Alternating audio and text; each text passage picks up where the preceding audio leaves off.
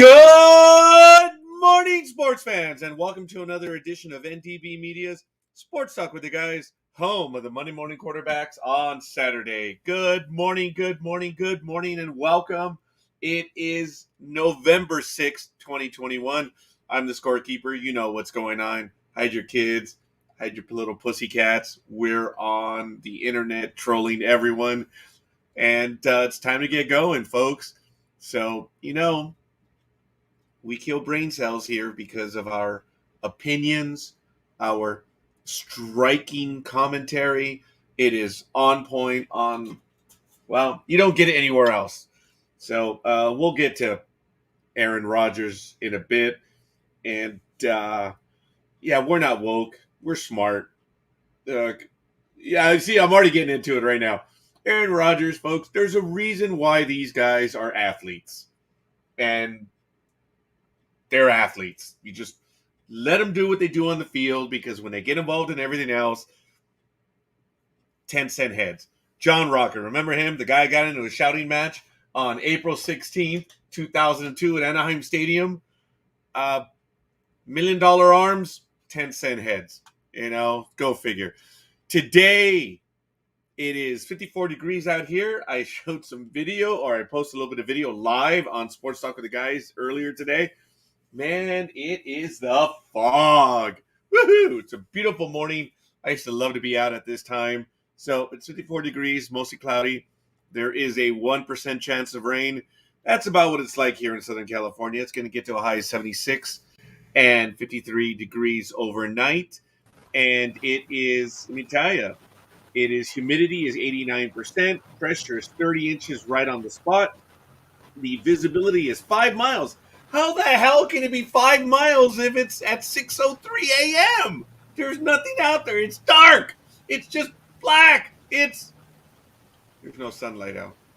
The wind is going to the west at 1 mile per hour. The dew point is 51 degrees. UV index is 0 of 10.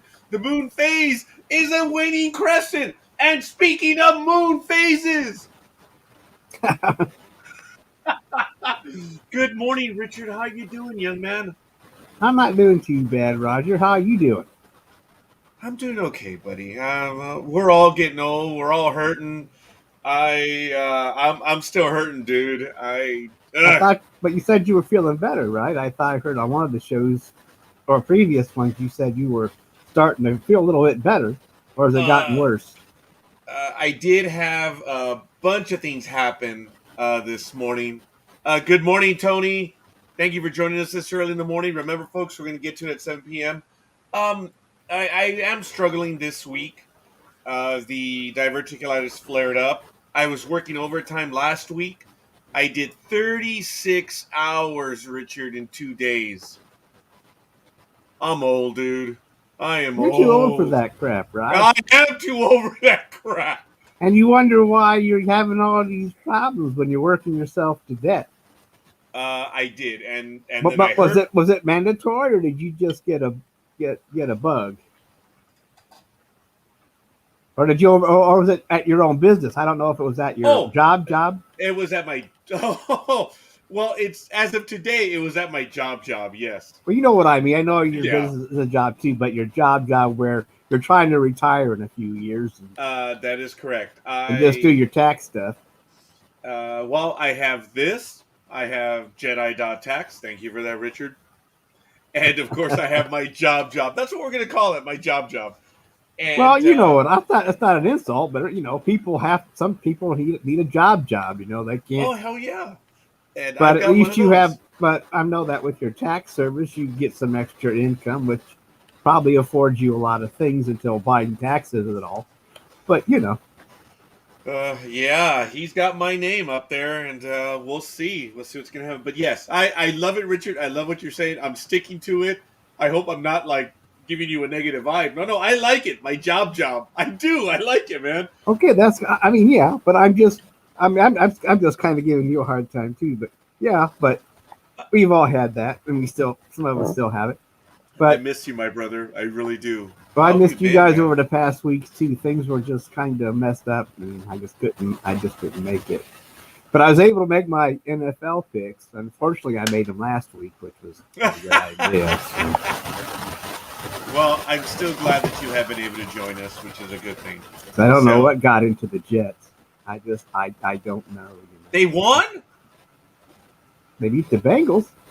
Oh, yeah, okay. Yeah, all right. That one, yes. I was thinking. But anyway, I'm just Thursday saying there were a night. lot of things going. I just didn't pick well, and it showed. So, Yeah. trying to get back on track here this week, trying to stop the slide. Yeah, Big Dog has been a bit busy. And once again, good morning, Gridiron Grow. Yes, good morning. Of Good course, morning. good morning, Tony, once again. Tony, yes, I've got my thing. This is a train coffee cup. I don't know if you guys can make it out. It's an old steam engine. It's real cool. I picked it up at a train show. I really wanted the one that foretold my life, but I will have to get it another day. It's the one it has to do with model trains. I'm a model. I love trains in every form whatsoever. So I wanted the one that said, my wife said it was the trains. It was her or the trains. And at the bottom it says, she will be missed. Or it said something to the effect of, my wife told me it was the trains or her. She will be missed. Good morning, folks. We're having a glorious morning already, and we're going to get to some of the stuff that's going on. We've got a little bit of breaking news and a lot of stupid news coming up. Aaron Rodgers is number one on it. As I said in the very beginning, not necessarily my monologue, but I guess it was close to a monologue. But, folks, there's a reason why these people play sports. That's it. That's what they do. To expect intelligence out of these people, it's our fault. So when they open their mouths and say something stupid, Yankees, like that, it's our fault for expecting common sense out of them. They're athletes. As I mentioned earlier, John Rocker, I got into a shouting match. I know I'm repeating it now. That's what Scorekeeper does. We are repetitive and redundant. That will be my highlight. I believe Dream was there with me in that game when I got into a shouting match with John Rocker. April 16th, 2002, Anaheim Stadium, baby. Otherwise known as Edison Field of Anaheim at the time. Mr. Rogers is blaming everyone for him not taking his shots to woke culture. Yes, I'm bastardizing his comments, but if he's going to be that stupid, I'm entitled to be that stupid also. He said, I'm not going to take it. Medical decisions are personal. Really? Way to go, dumbass. Yeah, they are. And I'm not going to respond to woke culture. You dumbass! By mentioning it, you just did! You dumbass! You just readily acknowledged woke culture by Oh, my goodness. Again.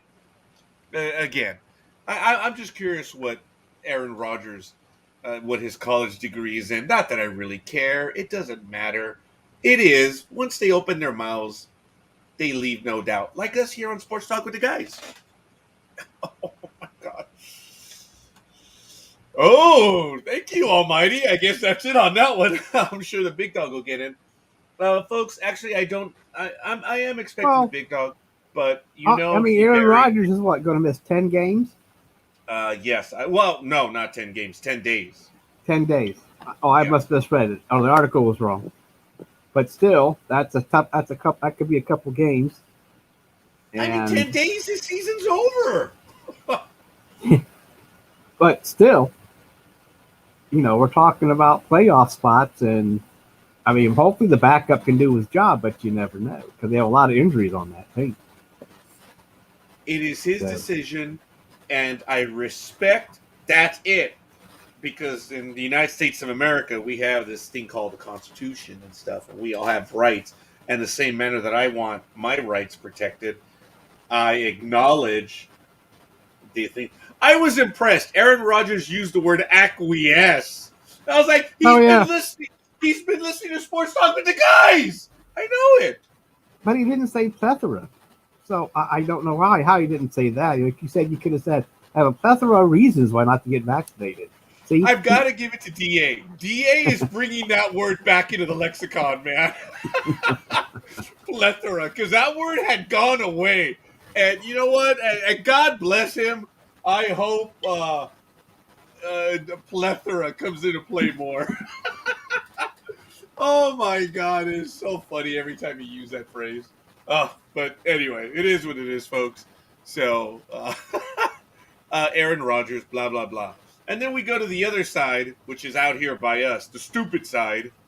And we go to Las Vegas. I guess it's Ruggs the third. Oh, what a dumbass. What a dumbass. He's got like 3 charges now filed, or no, 5 charges against him. And he is going to be spending significant time in jail. He's done. Henry Ruggs III. The impact speed was at 150 some miles per hour. The airbags deployed at 100, or I believe they deployed. The other part of it was the impact has been determined that it was 150 some miles per hour. The airbags deployed at 121. That means the impact was still so much. The kinetic energy was still driving it forward at 121 miles an hour. Wow. He's done. And because he was drinking. It's sad. It's disappointing. You know, Almighty, that through to their, I'm sorry, I apologize, that due to their union contract, they have a guaranteed ride home. They have a 1-800 number. Someone will, either a taxi, an Uber, a family, a union member, whatever. NFL players have a guaranteed ride home. It's a phone call away, dude. and how many times do you have to keep repeating that? Because this isn't the first time that some idiot was out driving around drunk, and then you got to go over the whole spiel about they have this thing, and also there's no reason why he can't afford a taxi or anything, but he decides. And the thing is, he's doing 155, and it's a miracle no one was killed. I mean, No, they were. They were? Yeah. Oh, I didn't know that. They were the female driver, and I do not know her name right now, and I apologize. And there it is, the family of Tina O. Tintor. Oh well, then yeah, he's dead. Oh good God, yeah. 150. I mean, 155. What? I mean, what's? I don't know. But I guess I did 40 years, dude. I don't know how I missed it, but I guess that was my bad. Just No, one? No, I believe her pet also died in the accident. And this is as of 9 hours ago from Yahoo Sports. I just posted the article right now, Richard, and I apologize. I'm going to go ahead and post it in our chat if you want to take a look at it as well. But folks, Henry Ruggs is facing up to 40 years in prison after prosecutors add new charges.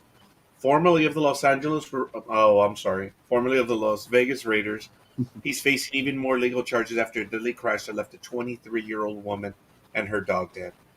Clark County prosecutors now intend to charge Ruggs with additional counts of DUI and reckless driving, both resulting in substantial bodily harm, as well as possession of a firearm while under the influence, a misdemeanor according to Rio Lacanle of the Las Vegas Review-Journal.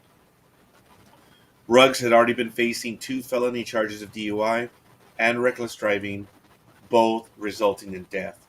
The DUI resulting in death charge carries a sentence of between 2 and 20 years, while the reckless driving charge is 1 to 6 years. With the new charges, Ruggs now reportedly faces up to 40 years in prison. The new charges for Ruggs reportedly stem from the injuries incurred by his front seat passenger, girlfriend and mother of his child, Rudy Washington, and the loaded gun found in his totaled Chevrolet Corvette. Washington was hospitalized following the crash and underwent surgery for severe arm injury on Tuesday. He was driving 156 miles per hour before the deadly crash. Wow. The impact of the crash was reportedly powerful enough to propel Team Tour's Toyota RAV4. Oh my God almighty. I didn't either. Oh my God. A chill went down my spine right now. The impact sent the RAV4 571 feet. Wow. You and I understand that, as our audience does, because we know the numbers. That is mind-boggling. Her Wow. car, Tina's car, burst into flames following the crash, and eyewitnesses say they heard her screaming before her death. Oh man. That. He's facing serious prison time. He's done. The damage to his arm was significant. We're talking about, what he's going to have to do in the big house. I'm not taking any joy in this, folks. It's just Almighty and I have been doing this for a long time, and we see this. Is it on a regular basis, Almighty? Maybe a little bit less now, right? There But always seems to be. It always seems to pop up though, and it never. No one seems to learn that. no, they don't. Richard, know, I've driven Uber and Lyft, and forgive me for saying this, folks, but I've seen people like this coming up to the window. Is that you? Okay, I'm exaggerating, folks. I am. But people are so down drunk that they can call Uber. The love-hate relationship, I have more of a love relationship with Uber and Lyft, but because I have earned a great deal of money from them, and my Nissan Versa, the Sasquatch vehicle that it is, the Nissan Versa is paid off because of Uber and Lyft. Flat out. I paid it off in a year and a half, folks. I'm eternally grateful. I still have that car. I'm now going on 6 years, maybe 7.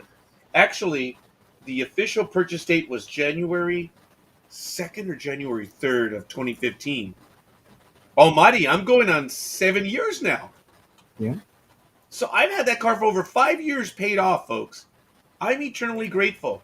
And Gridiron Girl says he's young, drunk, stupid, and thought he was bulletproof. So sad for the young lady and dog. It is cringeworthy. It's disgusting. They never learn. And it, as Almighty so eloquently stated just a moment ago, it keeps coming back. And it's disappointing. We were talking about this with what's his name during the summer when he was trying to get into that doorway, and then it just seems like it pops up all the time. Not all the time, but it's always something. And it seems like he may have a problem, but it doesn't excuse it. But it just seems like, and doing 155, I don't know who he was trying to impress. Yeah. But Look, there needs to be some, I don't know. I mean, these professional athletes, there should be some kind of orientation about acting stupid. But I don't know. I mean, it's a tragedy, and he'll probably get some time out of this, but it's still not going to bring back the woman. That's not going to make a bit of difference. And he'll probably get sued and all that kind of stuff in the civil court. So. Oh yeah, he's done money wise years. This guy's gonna face serious time, and no one wants to be in that spot. But dude, why is it that we don't get in those problems? Well, I guess we've talked about it over the last few weeks, and I apologize, Almighty. It's all about attitude. It's all about skill. Okay. I guess I can't go that far. I did hurt myself. That's why I'm really hurting, dude, with the diverticulitis that flared up this week. And I have several injuries. I do in my stomach, my hip, and in my back. Oh, you folks, forgive me. You may see me flinch because this is the first day that I'm out of the harness. Calm down. It's a medical harness. Yeah, it's a medical harness. Well, that's what we'll call it. So, you're not wearing your girdle? it's finally off. I probably should have it on right now because I am having difficulty. But if you do see me do the Jamaican jerk, whatever, forgive me. That's what it is, and I just did right now, so I do apologize. You don't I need to apologize for anything, Roger. We eh, understand. yeah, I'm here Saturday morning. So I'm feeling it a little bit. I have been off the internet quite a bit because I've been. Let's just say that for once, I have some medication that actually did work. Good morning, Aisha. And folks, we are about 40 minutes away from the NFL picks for this week. As you know, we do it at the top of the hour, so I'm going to start getting set up in just a moment. And yes, that young man, clearly stupid, stupid. It's 22 years of age. As Gridiron Girl stated earlier, thought he was stupid. I want to give a quick shout out, Gridiron Girl, Aisha, and Tony. Good morning. Thank you for the love and the likes on the page. And folks, to remind everyone, if you're on my personal page commenting, because I know that you do, and I'm not able to watch it because for some reason when I activate Facebook and I have a live feed, we get the echo.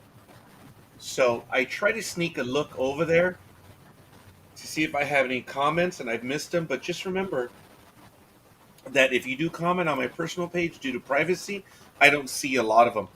And if you do comment on your Facebook pages and the privacy setting is strong, we will not be able to see your comments. So just a reminder on that. So, yes. I don't know if the big dog will be joining us today. I really don't. As you know, he did bury his. A big dog is a widow now. The big dog did bury his wife yesterday. I couldn't walk yesterday. Actually, I couldn't walk the last few days. I wasn't able to attend the services, and I apologize to the big dog for that. But um, I really don't know if he'll be able to join us today. Yeah, yeah. So I don't know. I had to put that out there. Young but not having to live life as a killer for the rest of his life. A stupid mistake that's ruined his life forever. Ruined his life, the life of his girlfriend, and the life of the family of Tina O'Tinter. The young lady was, I believe, 23 or 24. She hadn't even begun to live yet, Almighty. You and I have lived two lives for the one life that that young lady lived. Yes. It doesn't have the age of her in this most recent article, but young lady. Thought you said she was 23. I was going by memory on that one. I don't. Oh, okay. Yeah, I don't recall if she was 23 or 24, but we're splitting hairs, Almighty. True, but but you know, he was young. They're both young, and now they're, but it's anyway. Yeah, It's this guy's life is over. He's never going to play football again. Well, okay, I can't say. Well, the outlook is he's done. He'll never play football again. The Raiders did cut him on Tuesday or the day after it happened. It's yeah. There is no comment one can make about the victim. Her life and those around her will be changed. We're talking about the player, and I briefly mentioned the family. You're right, Aisha. Thank you for that. Look, we're dumb and we're stupid on sports talk with the guys from time to time, but we don't, and we readily forget the other side. And I thank you, Aisha, for getting us back that way. We are terribly saddened, and I suppose we indirectly do remember and take their side when we ridicule and make fun of and attack the player. We should do a better job of that, and I doubt the family is going to receive this message, but she's a human being, and the family's life will be altered forever, and we are so sorry for that. There's a mommy and a daddy that no longer have a daughter. The life that they will live forever, it's empty. I I have not been there. I do not want to be there. It is not something that I want to share. That I can say I know what it's like to have lost a child. I mean, God forbid. Oh my God. I I don't know what it's like. I don't want to be there. Big Dog has, and there's still a gulf between the Big Dog and I. I'll never know what he's endured. Brian Tarvin, who has been on with us in the past, who has his own program on Sunday nights, um, he lost a child as well. It is a club that I don't, I can empathize with, but I don't know what it's like, and I'm sorry that they have and everyone else that has to deal with that. The system is not designed for a parent to bury their child, Almighty. That is true. He was 23. Thank you for that. Appreciate you backing me up on that one. Well, since it was, I just checked it real quick, and so just to get the age. So, but 23, 24, it's still too young, and it's a tragedy, and and especially around the holidays like this. The holidays coming up, and it's going to make it double hard. Hey, how you doing, big dog? You all right? I'm tired. The last 2 days have been emotionally and because of my all my medical problems physically draining. But it's finally over, and thank you for asking. But I wasn't gonna be here, but I woke up, and sorry I'm late, but yeah, No, I'm no here. apology necessary. My condolences, big dog. I Thank you, just heard from Roger what happened. I didn't know beforehand. So, thank you. Yeah, yeah, it was tough. It was tough on the girls. It was really tough on the girls. I had just mentioned. I don't think it was 5 minutes before Big Dog. I I'm did like not. Beetle, I I'm did like not. Beetlejuice. I'm like Beetlejuice. I think I. Well, you have a super skill because I don't think I mentioned it the third time yet. Right, Almighty. I did mention him twice. no. So Well, you see, but do. it's you and Almighty and Aisha, so there's three of you. Oh So yes. Okay. Yeah. Okay. All right. All morning, right. Aisha. Yes. I did Thank you. mention Big Dog why you would probably not be here today, and I'm now telling you in person, Big Dog. I couldn't make it, and you'll notice. I'm sorry. You'll. I already had to apologize to the audience because I'm doing things that look very odd. Right now, I have the stiff back, and More than unfortunately, more than that's the usual. only thing.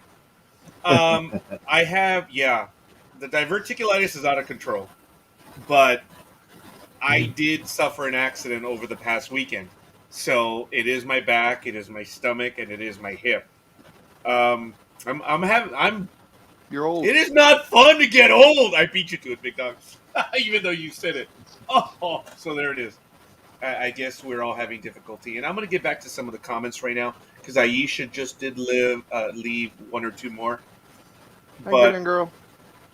yes, and we have Tony as well in here, so I know he's going to comment. I believe he's working in the morning as well, so he does comment from time to time, but he is watching with us. Um, a DUI is a crime, which is one we can and should avoid, and he had the means to simply call a taxi. Why on God's green earth did he not do so? Aisha, I mentioned that. I joked about the drunk Uber passenger and Lyft one. It amazes me how many lives Uber and Lyft have saved. And there are other road services, taxis, and such that do the same thing. Friends, folks, do that as well. AAA out here on the West Coast originated a program where they would reach out to its members and ask for volunteers. Remember Big Dog? Mm-hmm. How long has this been going? This is like 30 years now, huh? It's kind of gone away, but AAA still has it where they ask for volunteers for people who want to drive on New Year's Eve. And it's a service that they have. It's amazing. There are so many things that could have been done. And yeah, It's absolutely horrible. So I have another comment, but can you please tell us why you were outside at 5:30 in the morning, scorekeeper? I was outside at 5:30 in the morning because I have to come out here and prep, number one, and it was so eerie outside. Yep. Yeah, it's. Do you have the fog out there where you are too, big dog? Yeah, I just happened to look outside and it's totally fogged out. Yep. It's. I'm not going to say it's rare out here on the West Coast, big dog, but how often do we get that nice thick fog like that? Um, Maybe five, once in ten a times a year. once in a blue moon.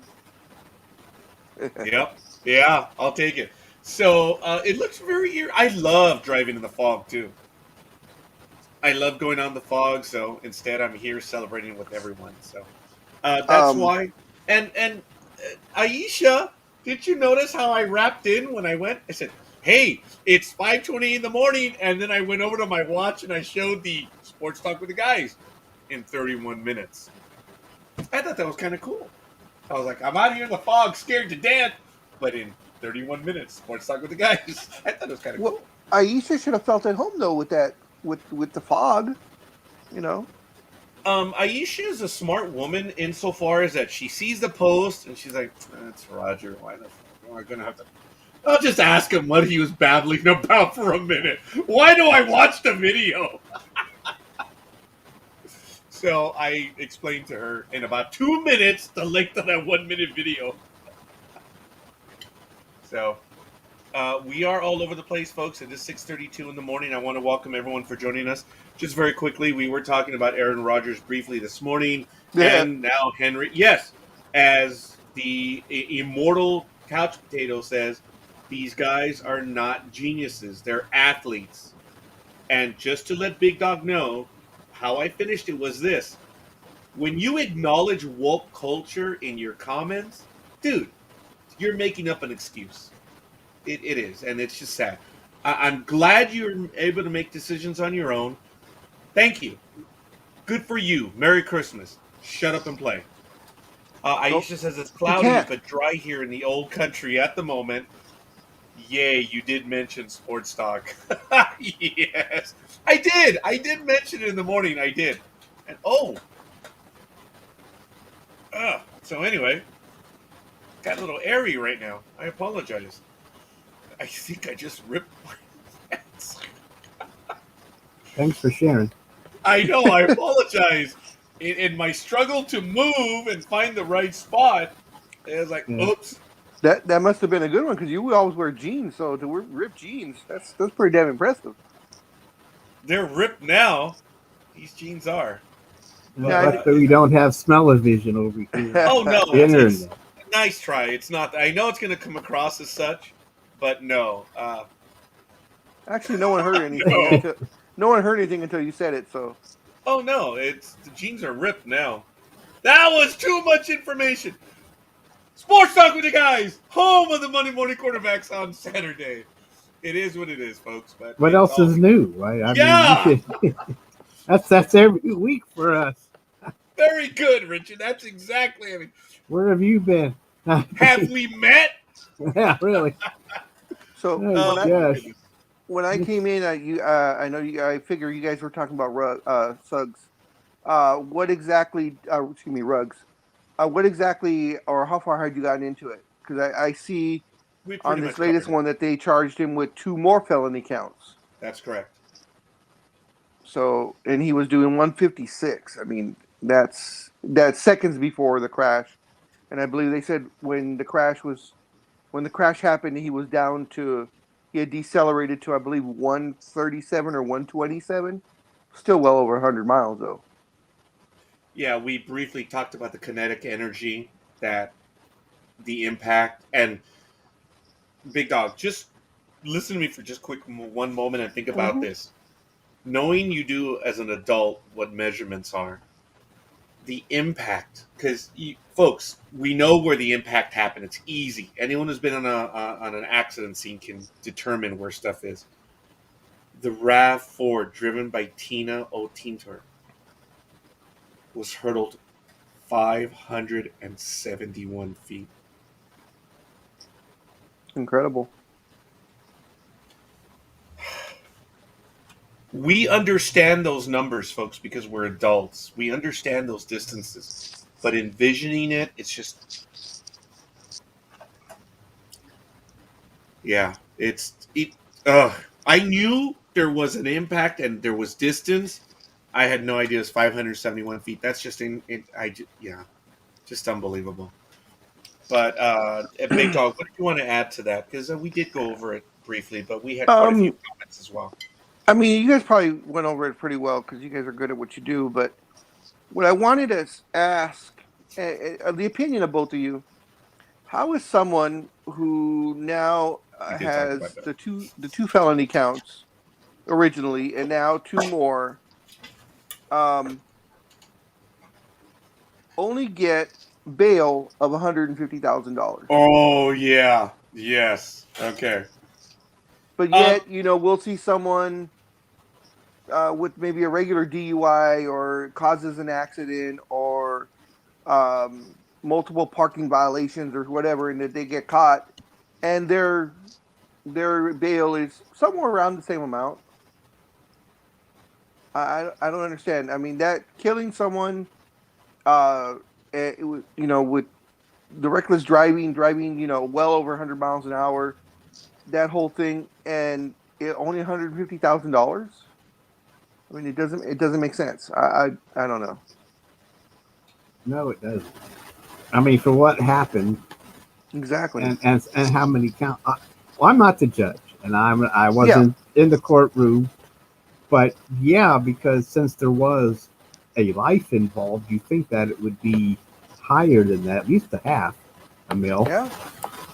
Because he's going to make that with no problem. Yeah, and he did. He made that as soon as he did. they announced it. See, I didn't know there was a bail because Roger and I did not discuss that earlier, so I wasn't aware of that bail. So he's out. So what you're telling me, he's out and running around after all this? Well, he is confined. It says Ruggs, who was released on a $150,000 bail and is being monitored electronically after giving up his passport, could face a maximum of 46 years in prison. Says he is confined to his home and is not allowed to drive or consume alcohol, and is scheduled to appear in court for a status hearing on Wednesday. So at least he has home arrest. Yeah. Okay. And I guess he's wearing the ankle bracelet that detects alcohol if you drink the alcohol, because of course it exudes from your pores. So there's the alcohol sensing ankle bracelets that go along with that. Big Dog, I didn't know that they existed. Mm-hmm. Did you know that, Almighty? I'm not being a jerk about that. I'm not being stupid. I really didn't. Well, I guess I'm being stupid because I didn't know. No, I did not know that they could detect it that way. I know that at one time, I believe they had to blow into a tube every so often to get the result if they had been drinking, but that was years ago. So I guess with modern technology and the way it is, I guess if an Apple Watch can tell you what your heart rate is, or if what your anything like that, or if you got to take a dump, I guess a bracelet will be able to tell you what your DUI, if you've been drinking or not. I mean, it's just the way it is. Yeah. I mean, with an Apple Watch, you don't need to go to a doctor. You just check your watch. Oh, yeah, everything's fine right now. Oh, yeah, the paranoia sets in easily. Aisha has a comment about that. By that, I mean most people drive... Oh, I apologize. Speed doesn't kill. It's the idiots who abuse the speed that take another's life. By that I mean most people drive at reasonable speed, but 156 is playing crazy. And now we see what happened. But I don't think he should have got bail. Okay, so she comment on that. Almighty just did. I probably interrupt him on his full thought on the bail aspect. Did you have anything else, Almighty, on that? Well, I agree. It's a low bail. And, I may have to agree with her with no bail because there was a life involved. He's doing 156. He's drunk as hell. He hurt his girlfriend. He knocked that car which would amount to out of some feet. out of some baseball stadiums, and or even in the upper deck, and he gets a $150,000 bail, which is he plays in the NFL, which means he can pay that with no problem. I mean, all he's got to do is make 10% of that, Yeah. and he's out. So that's just he probably had that on him, that 10%. Oh yeah, here it is. I'm walking out the door. I mean, at least I guess even if he's under house arrest and got that bracelet that can tell whether or not he's been drinking, I guess, but it's not a jail cell. So he's still in his comfy house. Yeah, he's still in his screen, the whole 9 watch yards, football on Sunday, even though he's not playing anymore. But I just hope, the guy feels bad about it. I mean, we just can't think that he's walking around being happy. I hope that the guy feels bad at what happened and that he's really got a gut check, but he still caused it. And I just, as long as, anyway, I just hope he feels bad and knows what he did and he's sorry for it. But still, the bail was awful low because especially, I don't know if because he's a football player it was so low or he had a good lawyer or what. Probably had a good lawyer, most likely. I mean, it's usually the way it works. Let me add this, gentlemen.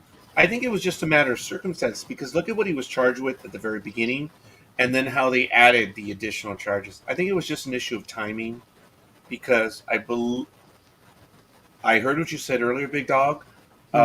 California is very, very tough on DUIs. Okay. Other states are not as tough as California. So under any circumstance, I cannot believe that would have happened here in California. But be that as it may, to answer your question, I'm surmising that it was an issue of timing and circumstance. That's all. Because when the DA came back with the heavier charges, it should have changed it. I don't know what the final bail was, but look, the guy's not going anywhere. I think he had to surrender his passport. Yeah, he did. Yeah, look. And I don't think he can physically go anywhere. I don't know if he's still hospitalized because I know he messed up his arm, but I know he's under house arrest. I heard that, guys. But again, I'm not coming up with an answer, but in the purest sense of the form, how did it happen? Folks, it does happen. Circumstances, and it's much more common than you think.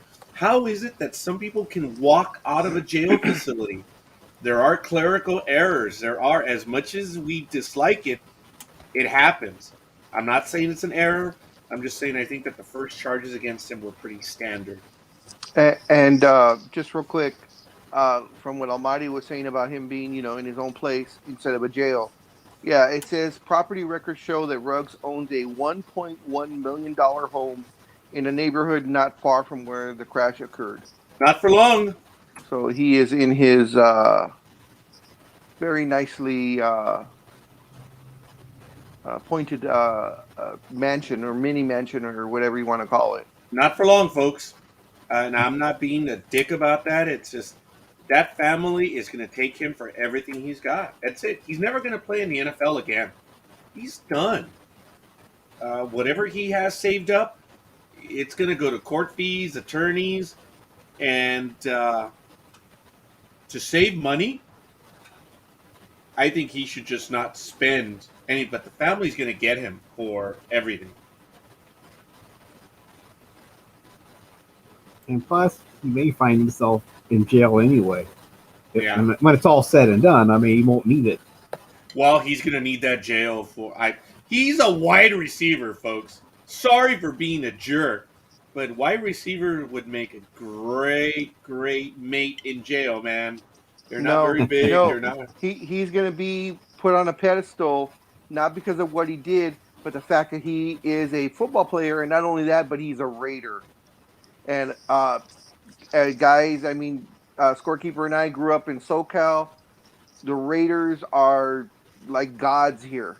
So if one ends up in jail, they would be protected big time. Okay, and I'm pretty sure it has not changed because As we know, unfortunately, in the prison system, most of those people belong to gangs. What are gang colors? Silver and black, for the Big most dog, part. yes. Mm-hmm. Yes, I most wholeheartedly agree. But a part of that same code is he killed a young girl. And usually when you kill, their code is that could have been my kid. So I understand what you're saying. He's not going to have a good time. I understand the whole idea of the pedestal, but he killed a young girl. And that's going to weigh in. I'm not going to get into their minds. I just know that it's not going to go well for him. And I understand what you're saying, and I am nowhere defending Suggs or what happened. I mean, you're saying he killed a young girl. She was 23, and I understand you by saying young girl. Usually, the rules on that, when you say that you don't kill kids, they're talking 10, 8, 7 year olds. They're not talking 20-year olds. They're adults. In the gang member's mind, they're an adult. That if you kill a young adult, to them it's just another mark on their on another notch on their belt, so to speak. No disrespect whatsoever to what to I don't have her name here. But in the prison system, that's in gangs. Like I said, he'll get some crap, but for the most part, because he is going to jail. He's not getting out of this. Uh, the only thing that's going to be that we don't know is how long he's going to jail, but he is going to jail. Well, regardless of how he's treated, he's still going to be in a jail, in a Yep. prison for 4 by years. 6. Yep, 4 by 6. So it doesn't matter if he's on a pedestal or bent over the pedestal. Yeah, that is true. He's still going to be doing time. He's not going to be playing football, making millions. And he's probably going to lose a lot of money in the civil case. Yeah, probably and lose so it all. forth, and all the legal fees. So, and he could get close to 50 years if they throw the max at him. I don't know if they will throw the max at him, but even half that's 20. So he'll be 42 when he gets out if he does 20. So he's already too old to play football. He's not going to be Tom Brady. And he'll be ostracized by the NFL anyways, even when he gets out. Well, yeah, I'm just trying to. But yeah, anyway. no, I know what you're saying. Yeah. But so he's going to have to find some kind of employment when he gets out. So I mean, he's probably. But anyway, he's going to be gone, and no more football. Even if he does 10, he's not going to be playing football anymore, and he's still going to be, And then I think also. But he should do more than 10. I mean, Yeah. if the max is 46, he should be out of ways, Yeah, and but you never know. If had a $50,000 bond, who knows? That is true. But I guess the other part will be up to a jury, so we'll see what they say. And the part about we were saying, the girl's family is going to sue him, which they should. His girlfriend also might sue him because she was injured, and they have a child together. So it might be the case of who gets to court first. She probably wants to make sure her child and herself are taken care of while he's gone. Yeah, especially if you sell that house and she has nowhere to go. Yeah. If it's in both their names, yeah. Well, I know what you're saying. I guess. Yeah. We're making all this. We're making all this conjecture, which is nice, but I guess we have to wait for it all to pan out in the next few months. I guess we'll find out sometime next year. So yeah, exactly. I wonder if I should do a Jedi.tax episode on this, because there are some issues, believe it or not, that if his financial planner, I don't mean to sound like a dick right now, folks, but if his financial planner moved fast, sadly, he may still have some money left over, believe it or not. And that's all I'm going to say at this point. Everyone hate me. I know you do, but you keep coming back. Now you're just making a teaser for your Jedi tax. Maybe. Oh my gosh, he's going to make us tune in tonight at midnight. I'm going to tell you now. No, You've folks. waited 12 hours, and now it's time for me to talk. He's gonna be like Geraldo, opening up Oh, the vault? Capone's the vault. I'm gonna open the vault. There's gonna be shit in this one, bitch. And So, yeah. everybody tuned into that. I tuned into that. I remember that way back then. Opened the Yeah. vault, not a damn thing in there. Yeah. And yeah, that Geraldo knew how to make a career, man. He did. Yeah, And but yeah, he Aisha- did. I mean, you got to give him props. He got paid to open up an empty vault. So, and we tuned in, so it's our fault too. Well, I know I kind of did. I mean, I didn't. I know really- I did. Oh, you I know. think I did too. I mean, I think it was on really? I think it was on a night where you didn't really have much else to do. So Yeah. you just, Yeah, that's right. he picked the right night to do it. It was like, well, that's Tuesday. What the fuck? Let's go see what he finds. And it was so heavily promoted. I mean, Oh, you yeah, heard about yeah. it every single day for weeks ahead of time. And boy, So you can make fun all you want about him, but he probably got a pretty good payday out of that. oh, definitely, yeah. And he's still working, so it's like it hurt him any. He's still Yeah. out there yakking. So And what she said is true, Roger. I've been catching that also. And I see my internet connection. There you I go. do There you notice go. that. You just froze. Now yeah, you you've been unfroze. doing that. I mean, your voice doesn't stop, but you kind of Right. freeze. Yeah, So I thought maybe you were in some pain, and he just There had you go again. Yes, I think I. But okay. yeah, I thank you. I get that. Yes, I was acknowledging it. Thank you. That I am having internet issues, and I've noticed that. That's why I'm trying to limit. Whether I fake it or not, I'm not moving, folks. I think the internet's helping me out right now, and it's looking a lot better that way. Hopefully, it's catching me in a good image, though. So I have to be a bit presidential, but lifting the arms up right now, oh God, it kind of hurts right but now. it's not but your voice doesn't stop. So even though you freeze, your voice keeps going. So it really doesn't. Yeah, There's no interruption So unfortunately, we hear you all the time. the whole way through. There's no Here you go. Oh, God. So anyway, Don't laugh too hard. You're gonna hurt yourself. I know, dude. It does hurt right now, so that's why I had to put that disclaimer in there. But I am having trouble because it's a computer thing. It took me almost 50 minutes to get to where I'm at on computer, so I have some stuff that I do internally in the background, and oh, you're freezing at some really funny moments. Thank you, Aisha. I appreciate it. It's probably like this. Something like that. Where it's Hasn't been that bad. Hasn't been that bad yet.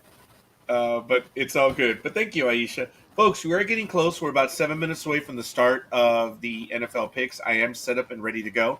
I do want to go over some things very quickly in Formula One.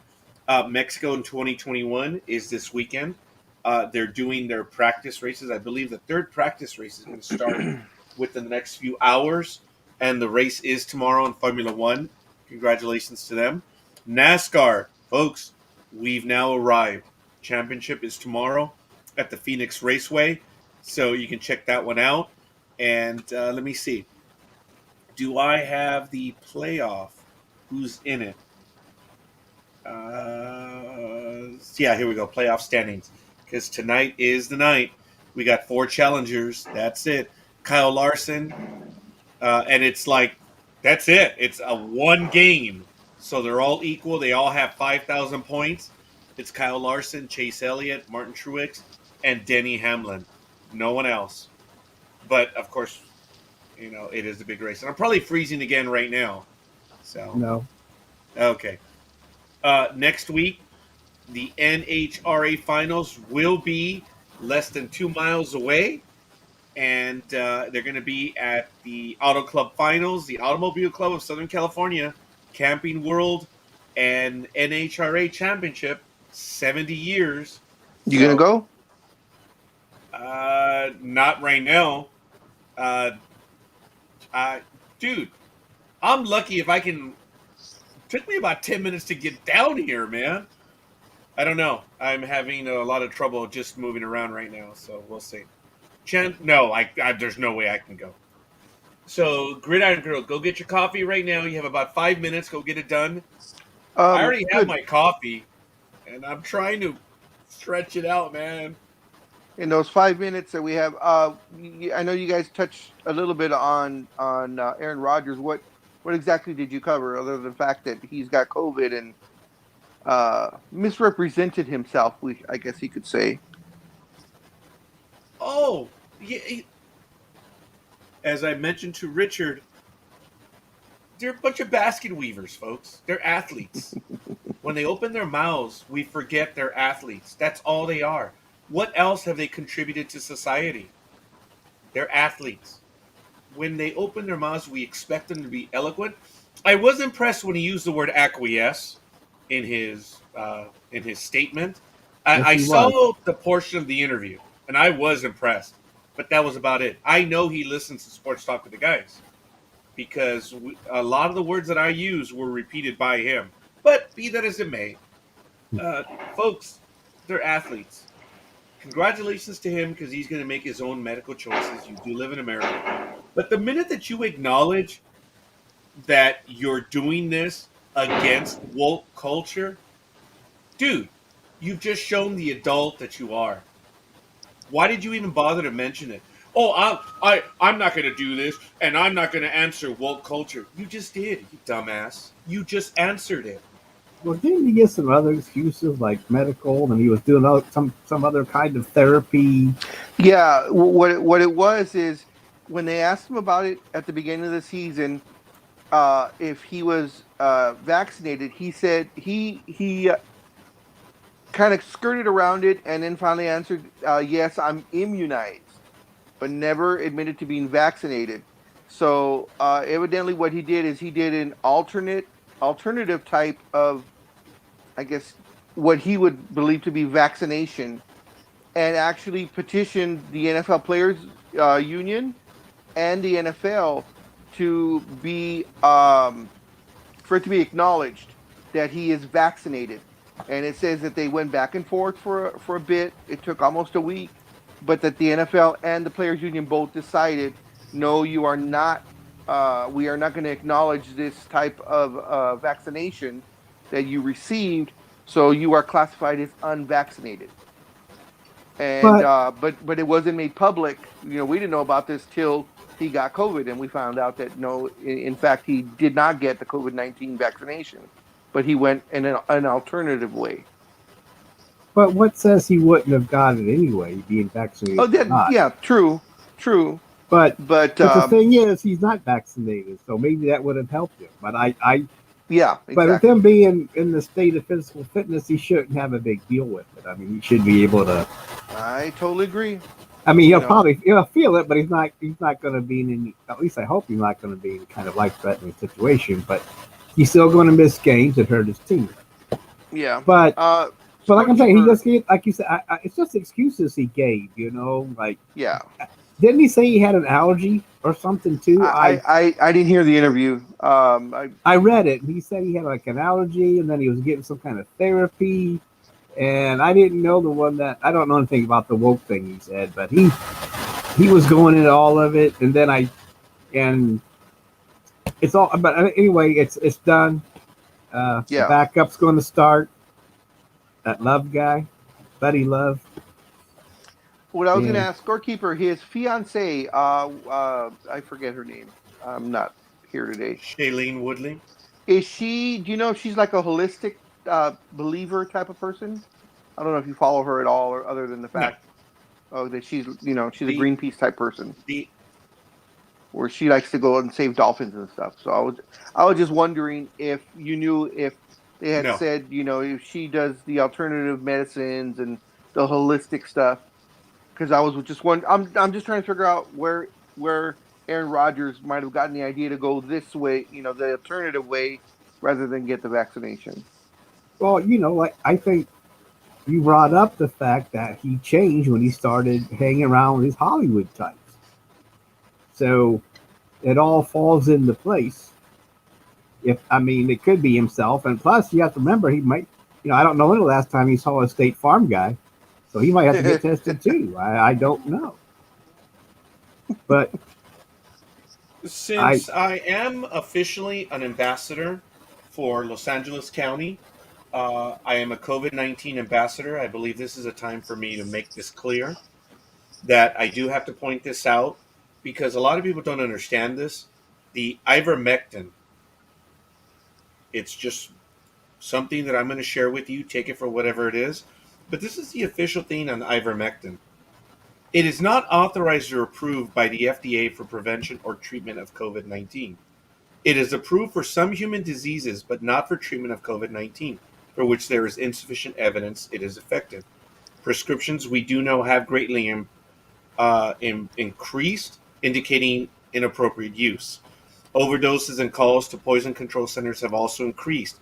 They are up just for ivermectin, 98%. So anyway, Is that and what why? is that what he took or? Yes, he admitted to taking ivermectin. Oh, okay. And I'm not saying this applies to him. I'm saying that this applies Yeah. to ivermectin. No, I know. I just, like I said, I the past 4 days I haven't been. I just at midnight I'll go on ESPN and steal some articles just so I had something to talk about if I was going to come on. But I haven't really been paying attention to anything.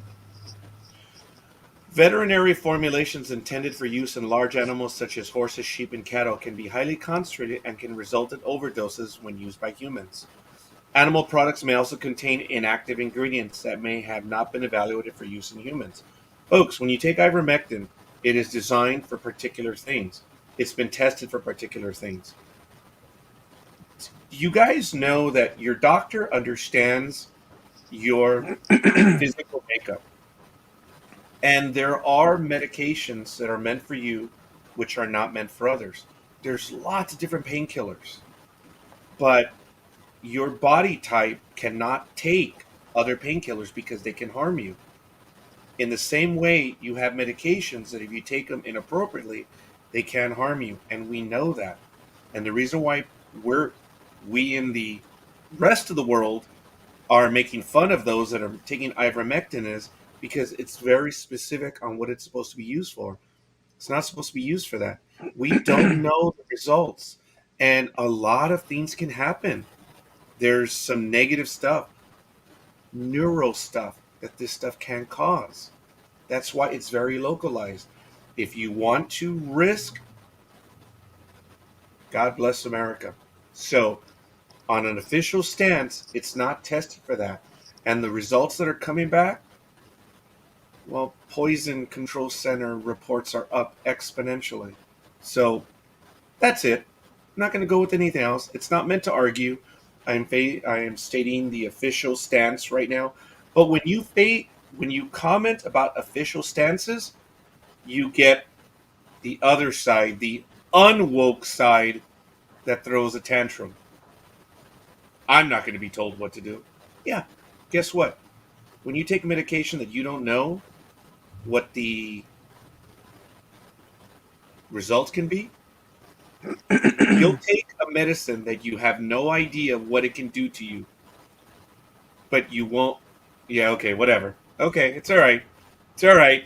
You know what? They're athletes. Shut up and play ball. How many times have I said that forever? Just shut up and play ball. Okay, so we do know what ivermectin can cause. So risk your lives, folks. It's just too easy for the rest of us to throw that in there. So if you have access to it, you're going to use it. I hope it doesn't affect you. See, that's the problem is we're actually worried about people that are taking stuff that shouldn't be taken. But, it's okay, whatever. I need Aaron Rodgers to be out there because he is so wonderful. He provides such a target every few months. I do admit that, yeah.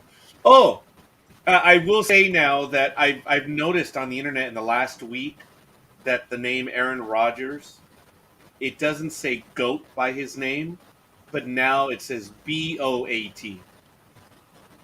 Best of all time. Oh, the little kitties are pissed. So they can't call him GOAT, so they're calling him best of all time. They can Yeah, still when you call call him best GOAT. and You can still greatest, call him GOAT, but not mean it as the greatest of all time. I mean, he's actually the GOAT, a goat, But a goat used to mean. hey folks, when he's on the field and he plays, it speaks for itself. Okay, so we're going to be getting to all that stuff, and let me see. Aaron may have gotten his information from his church. Some pastors seem to think they're qualified to give that kind of information. Yeah, there's a lot of that going on in the United States, Aisha. A lot of people who think they're qualified. And notice, when I gave my comment, all I said was, I am sharing the official line. I go through training as an ambassador, and I'm very specific on what I can say and what I cannot say. I even say that I only know so much. We're trying to share information, and it's right there readily available. See, the people that take this stuff, Aisha, they don't even bother to look at what it's for. And then poison control gets calls because people are feeling nausea, they're sick, it is what it is. But okay, folks, do you have anything else that you want to get to? Because we are now in our second hour, and as the big dog loves to say, we are in NFL time. He says it differently, of course. But you guys are ready? Are we ready? Yeah, I guess we are. Okay. Sure. Share my screen. Uh-oh. Oh, I didn't open up each and every page. Oh, I didn't do that. But Do you have the right week? I do have week 9. Yes. Thank you, big dog. I did do Anytime. that one time. So, I did. So That one time in band camp? Don't know what you're talking about. So, In anyway. case you missed it, Beckham Jr. was released by the Browns. Yes, I saw that. And I hear that who was that was released? His target home Odell Beckham Jr. was released. His target home that he'd like to land in is in Las Vegas. Well, it was an opening. Yeah, exactly. But since he was released, has anyone claimed him? No, huh? No, not that I've heard of. I think he's going to sit out the season. Really? I think the Browns gave him a pretty good payday. He was playing hurt anyway. I mean, the thing was, he didn't do all that much for the Browns. He was hurt all last year, and he was still kind of feeling it this year. And I'm trying to figure out, he might sign with someone, but you'd think it would have happened by now.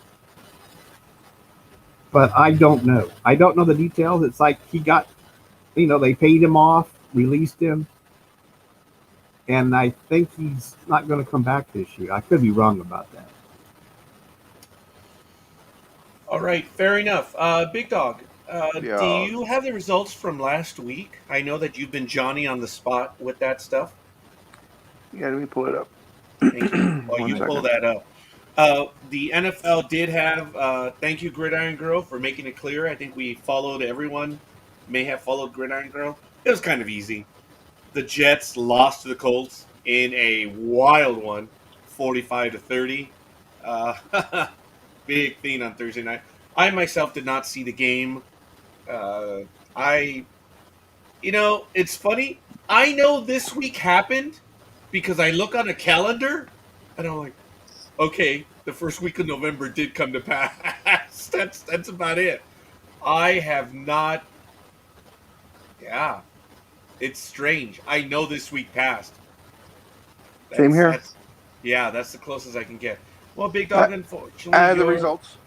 Your pain was something that you had to endure in every waking moment. I have not been awake for a lot of the week. I got to tell you. But you've been in pain. Yeah, because of the medication that I've been taking. It's been, like I said, I know the week happened, but we'll let it go right now. All right, Big Dog, what were the results from last week? Alrighty. So last week I was 9-6, which was 60%. Scorekeeper was 8-6, 57.1%. Gridiron Girl was 9-6, 60%. Sergio was 10-4, 71.4%. Aisha went 9-6, 60%. Oh! Almighty unfortunately had a bad week. He was 7-8, 46.7%. He did comment about that earlier. Tony was 8-6, 57.1%. Dream had a bounce back week. He was 10-5, 66.7%. Our resident's NoCal resident is Speedy. He was 6-8, 42.9%. Roz went 7-8, 46.7%. And Ross only had 2 picks. He got them both 100%. All right, fair enough. You went through those really quick. Aisha, thank you for your service. I know you've mentioned to me if she wants to share with everyone what she does. If not, it's all good. But thank you, thank you, thank you. And Um, cumulative, I'm holding on by a fingernail, by half game, essentially, because scorekeeper didn't have that pick last week on the Thursday game.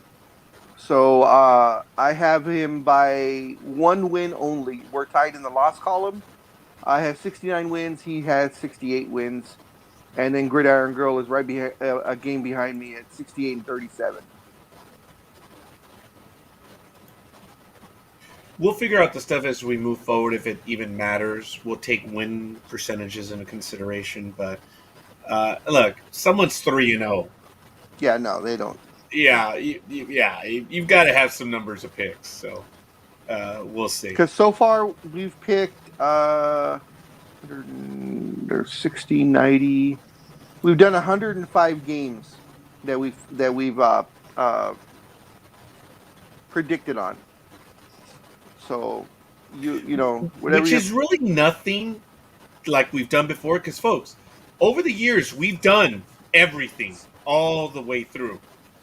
But this year we did get off to a late start. I don't know if we started the second season or the third season. I mean the third week. We started the second week. So we just missed week 1. And I wonder if that's because we were off on September 11th. I believe Yeah, so. I think that's exactly what it was. We were off on September 11th. That's why, folks. Okay, folks, I'm almost set up. I don't have all the games set up, but I decided to do that. I didn't want the screen to flash. I didn't want to give Aisha some visual problems by having the screen flash over and over, but it's all good in the hood. Folks, we're going to get going now, and I thank everyone for joining us. Let's get our picks ready to go. And here we go. We have week 9. And so far, I think everyone on Thursday is perfect. Are they not, Big Dog? Yes. All right. About time. Okay, folks. Let's get to it. Our first game that we're going to get to. Let me kill off some of these other leaderboard. Oh, and the PGA very quickly. There is one event going on. The LPGA is not. So we'll get to the PGA in a little bit. And I think it's apropos that we actually do the standings now very quickly before we get to this. And let's take a look at the NFL right now as we enter week 9. And right now, in the American Football Conference, we have the Buffalo Bills, who are 5-2, followed by the New England Patriots, shockingly, are 4-4. The New York Jets are 2-6, and the Miami Dolphins are 1-7. In the AFC North, the Baltimore Ravens are 5-2. The Bengals are 5-3. The Steelers are 4-3. And remember, we're offset because some teams are already taking a week off. That starts, I believe, in week 5. The Cleveland Browns are 4-4. In the AFC South, we have the Tennessee Titans, who are 6-2. The Colts are 4-5. The Jaguars are 1-6, and the Texans are 1-7, surprising no one. In the AFC West, surprising everyone, the Las Vegas Raiders are 5-2. The Chargers are 4-3. The Chiefs, much to the shock and chagrin of everyone, but there are people who are happy. The Chiefs are 4-4, and the Denver Broncos are 4-4. Sorry, Gridiron Girl.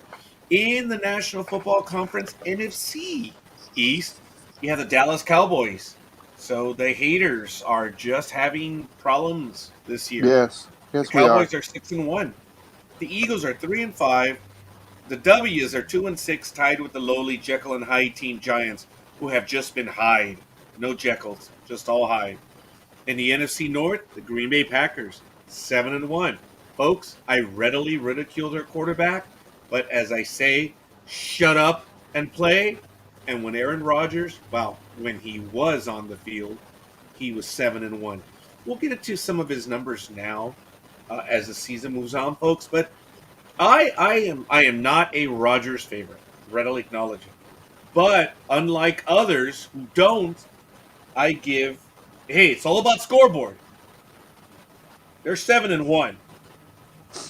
I should end the conversation right there. How good is Rodgers? Okay. Future So Hall of Famer. the Minnesota Vikings are 3-4. The Chicago Bears are 3-5. Sorry, Corvo. And I don't think we have a Detroit Lion fan anywhere. Doesn't matter. Oh, They're 0-8. just real quick, I'm sorry, since you mentioned Cuervo. Cuervo, on behalf of Sports Talk with the guys and everyone associated with us, congratulations on your nuptials. It looked to be a very nice wedding, and we are also very happy for you and your beautiful wife. Congratulations, Cuervo. Wish you happiness, love, and everything. Congratulations. I know he's probably going to be leaving the Corps very soon. Yes, So- yes, he is. But congratulations to him. Thank you for your service, Cuervo. I will tell you that when I was working this past weekend, so many people were thanking me for my service, and I had to clarify and tell them that no, I'm not. But I had to remove the cap, and that's kind of why I went with a different cap this week. Folks, tour guide, USS Iowa, that's it. And I'm really more of a publicist at this point because I cannot be a tour guide right now. I can't walk, so a lot of stuff I can't do. So anyway, thank you for that, big dog on Cuervo. NFC South, the Tampa Bay Buccaneers are a little bit of a surprise. People think that he should be dead, much less playing. The Tampa Bay Buccaneers are 6-2. The Saints, a nice 5-2, surprising 5-2, but good for them. Carolina Panthers are 4-4, 4-4. The Falcons are 3-4. End of the NFC East or West. Wow. The Cardinals are 7-1. The Rams are 7-1. Way to go, Matthew Stafford. I secretly been a Stafford fan for a while, and look at what it's doing. It's great. Good for him. The 49ers are 3-4, and the Seattle Seahawks are 3-5. So that's what we have in standings, and of course we had the Broncos putting it to the Jets this Thursday. So we are now ready to go, folks, and that's going to be it. So we're going to start. You mean the Colts? What did I say? The Broncos. That's what it should be. The Colts. And there we go, folks. What a shot. The scorekeeper got it wrong. All right. First game right now, 10 a.m. on Fox. It is the Atlanta Falcons versus the New Orleans Saints, 5-2. It is at Caesar Superdome, and the Falcons on offense are 28th total. The Saints are 31st. Think about that. The Saints are 5-2, and yet they're 31st on total offense. But then look at the other way around. So defense means something. Oh, and by the way, to the NFL memes group, I'm not going to waste my time. Falcons are 8th in total defense. The Saints are 4th in total defense. Falcons are 24th in passing. The Saints are 31st in passing. At least they're consistent. And in rushing, they're 29th. And in the Falcons and the Saints are 13th. Last time they played was not too long ago, December 5th, 2021. A little over a year ago. Almost 2 years. Saints took it to the Falcons, 21-16 on December 5th, 2020. Big Dog, what is the line for this game? New Orleans, New Orleans by 6. All right, so Dream is not here, and we're going to go with this one. So, Almighty, thank you for... Oh, there we go, Tony! Already! So Tony says the Saints are going to take it to the Falcons, 19-16. Almighty, what's it going to be? Oh, Gridiron Girl says the Saints. I'm going to go with the Saints. Big Dog, what's it going to be, brother? In the esteemed words of Roz, I'm going with the Holy Rollers. Roz already gave us her picks. Or no, not yet. No, she Because just gave it I Thursday. didn't post. Yeah, I didn't post the thread. Folks, I'm sorry. That should elegant proof. I've been doing this for many weeks now, and I couldn't get it up. So go ahead and there you go. Play with that one. Too easy. Well, we Yeah. know you do. We know you do, so it's okay. Yeah, sure, whatever. But what I'm saying is, I was not able to get all the statistics up. Medication's been good. We'll leave it at that. So, Almighty Big Dog, what's it going to be? You just said the Saints, and Scorekeeper is going to go for the Saints as well. So, all right, easy enough. That's the first game. And folks, if you do miss the picks, just post them on our link, which we will in a moment. And let's see. Aisha says 2 NFL pundits have said the Falcons for this, but I'm not so sure. Providing they don't fall over their heels, I'll go with the Saints. Thank you. Oh, I misspelled my own name. What a shock. I guess I can't rip my brother when he misspells my name. Okay. Next RODGER? So anyway, we're going to get to the next game, which is the Denver Broncos, 4-4. Sorry, Big Dog, I'm covering you up on that one. And the Dallas Cowboys are 6-1 at home. It's going to be on Fox at 10 a.m. It's at AT&T Stadium. And looking at the numbers, the Broncos are 18th in overall offense. The Cowboys are 5th. Broncos are 13th in defense. The Cowboys are 11th. In passing, the Broncos are 16th. The Cowboys are 5th. And the Broncos are 18th in total rushing. And the Cowboys are 5th. So Aisha, this is her team. She'll be choosing first in a moment. The Broncos on September 16th, 2017, beat up on the Cowboys 42-17. Wow, at Denver. Big Dog, what is the line on this one? The Cowgirls by 10.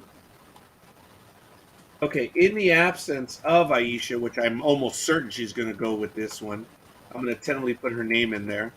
Scorekeeper is going to go with the Cowboys. Big Dog, what's it going to be? Oh, Tony says Cow Turds 24-13.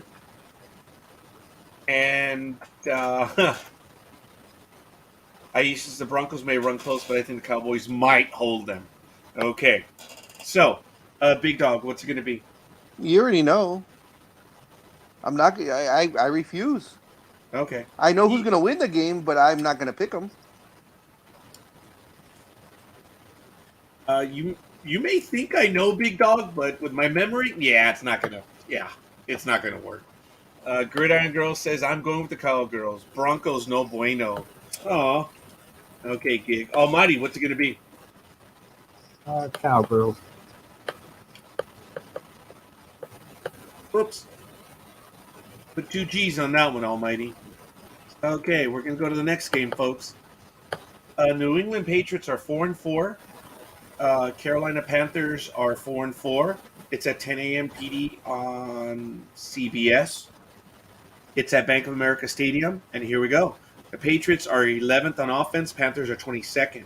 On defense, the Patriots are 19th. The Panthers are 3rd overall. In passing, the Patriots are 10th. Panthers are 26th. And in rushing, the Patriots are 21st, and the Panthers are 11th. Last time these two teams faced was on August 21st, 2019. The Patriots edged the Panthers 10-3. Big Dog, what is the line on this one? And if you could give us, okay, what is the line on this one? New England by 3.5. And you were going to say what now? When you say 3.5, for all of the picks, could you give us a quick idea on what it is? What does it mean by 3.5 to the rest of the audience? That would mean that Las Vegas is picking the Patriots to win this game by more than 3.5 points. So if you were betting, you could technically bet on the Panthers, and the Panthers could lose the game by a field goal, but you still win because the Patriots did not cover the spread, which was 3.5. So in essence, the bet is that the Patriots will win by more than 3.5 points. So if they win by just a field goal, which is 3 points, even though your team lost, you still win because they did not cover the, as I said, the spread. So if someone says I take the 3.5, That means they're taking the they're taking the Patriots to win by more than 3.5. okay. So but if they only win by 3, duh, you don't Then you win. lose. Yeah, Yes. very good. Understood.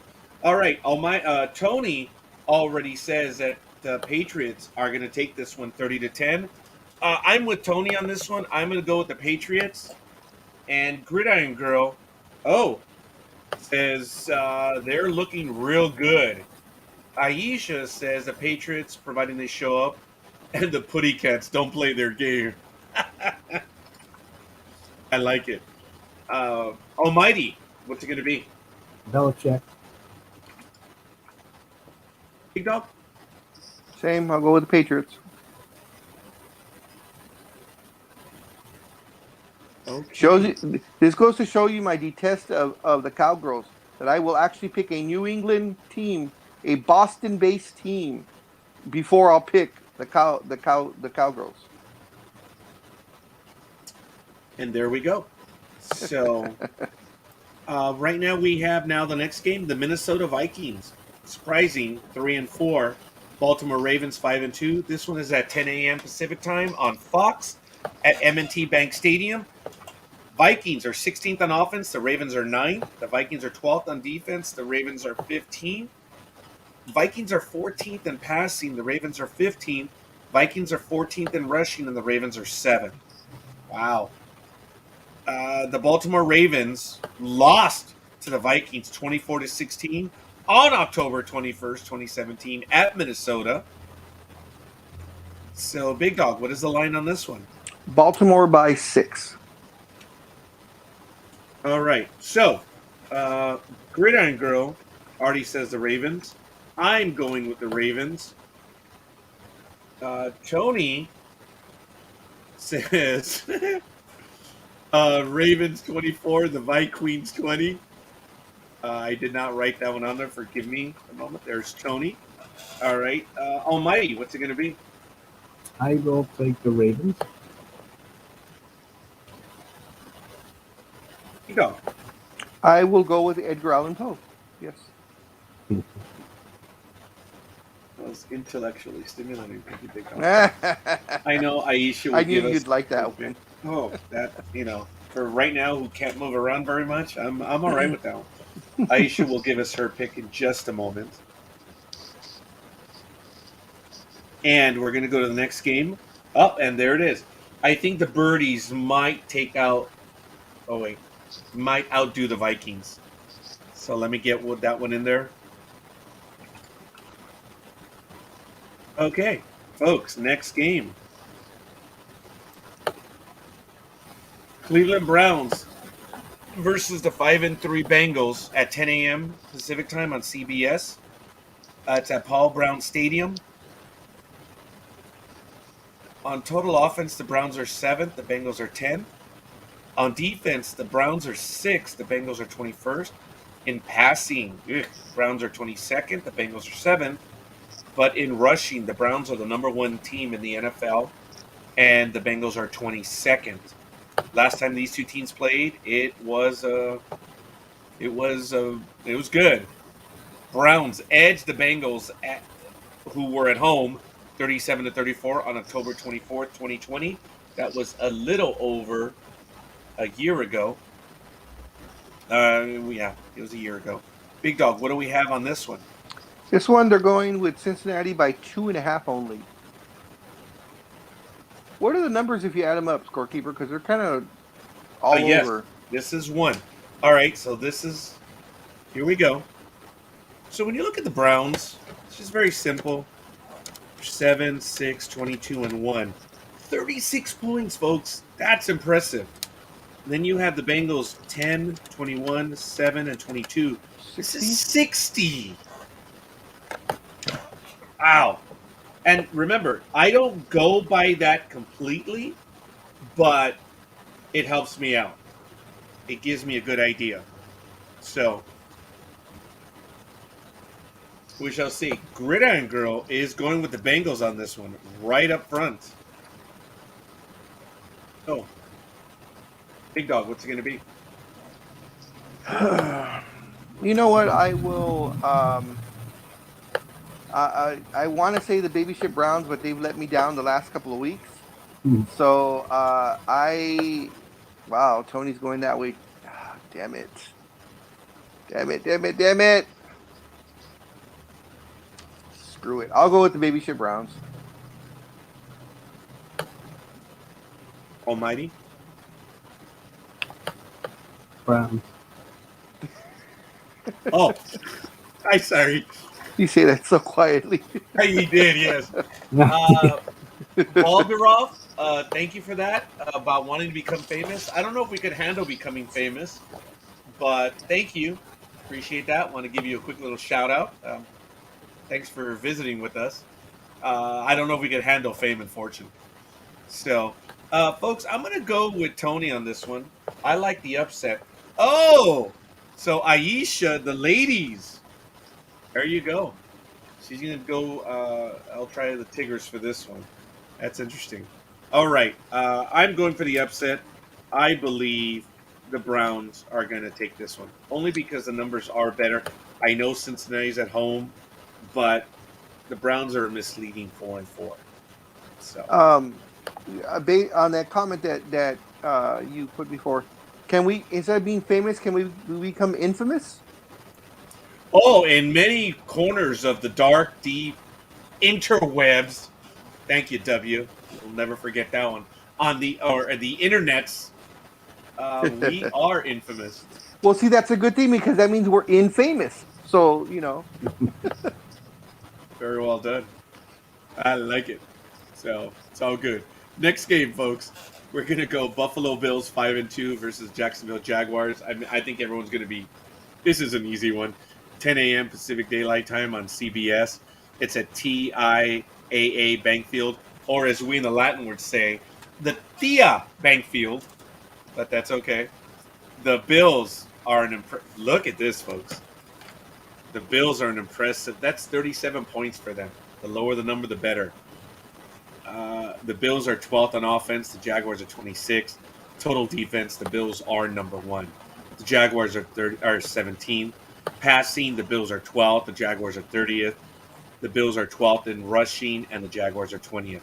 Last time these two teams faced was a little while ago, on November 24, 2018. The Bills did edge the Jaguars 24-21 on that day. Big Dog, what is the line on this one? the Buffalo Bills by 14.5. Oh my! Folks, this one's easy. And I'm already getting the picks already. So, Scorekeeper is going with the Bills because it's an easy one. The next one is going to be, wow, Tony. I like it. Says that the Bills are going to take it 31-17. I agree. Now, if that were the actual score, and you took the Bills plus the points, you would lose because that's only a 14-point win. That's actually a what? That's a 14-point win. So it has to be more than that. Yeah, and the line is 14.5. So that means the Bills would have to win by 15. Bisons for this girl. I like it. So let's have it. Almighty, what's it going to be? Bills. Is that a duh? Well, they might put up 50 points. Yeah. Big Dog, do I have to ask on this one? Yeah, Bills all the way. It's going to be a blowout. Yeah, I think Tony's being polite. That's why Roz. I'm with him on that one. Good morning, Rosalind. Hope you're doing well. We got another like. I thank you, Rosalind. Thank you, sweetheart. Appreciate that. And this is under. Ooh, I'm in trouble. I can't say that. Hi, good morning, Roz. I apologize. I crossed the line. It's like, oops. I was like, oh, but this is Sports Talk with the owned by Jedi.tax. Yeah, we have to watch what we say. I apologize, Roz. I respect you much more than that. So anyway, Big Dog, you are going with the Bills. All right. Here we go. Next game that we're going to get to is the Houston Texans 1-7 versus the Miami Dolphins. 1-7. It's 10 a.m. Pacific time. Yeah. And I got a like on Sports Talk with the Guys. So someone's on our page. Give it. Oh. All right. Well, thank you for that, big dog. Gridiron Girl says, "Good morning, Roz." And, of course, Aisha says, "Roz, how are you?" So thank you to everyone. As I mentioned, 10 a.m. Pacific time. It's on Fox. Oh, we got another like right now. So thank you.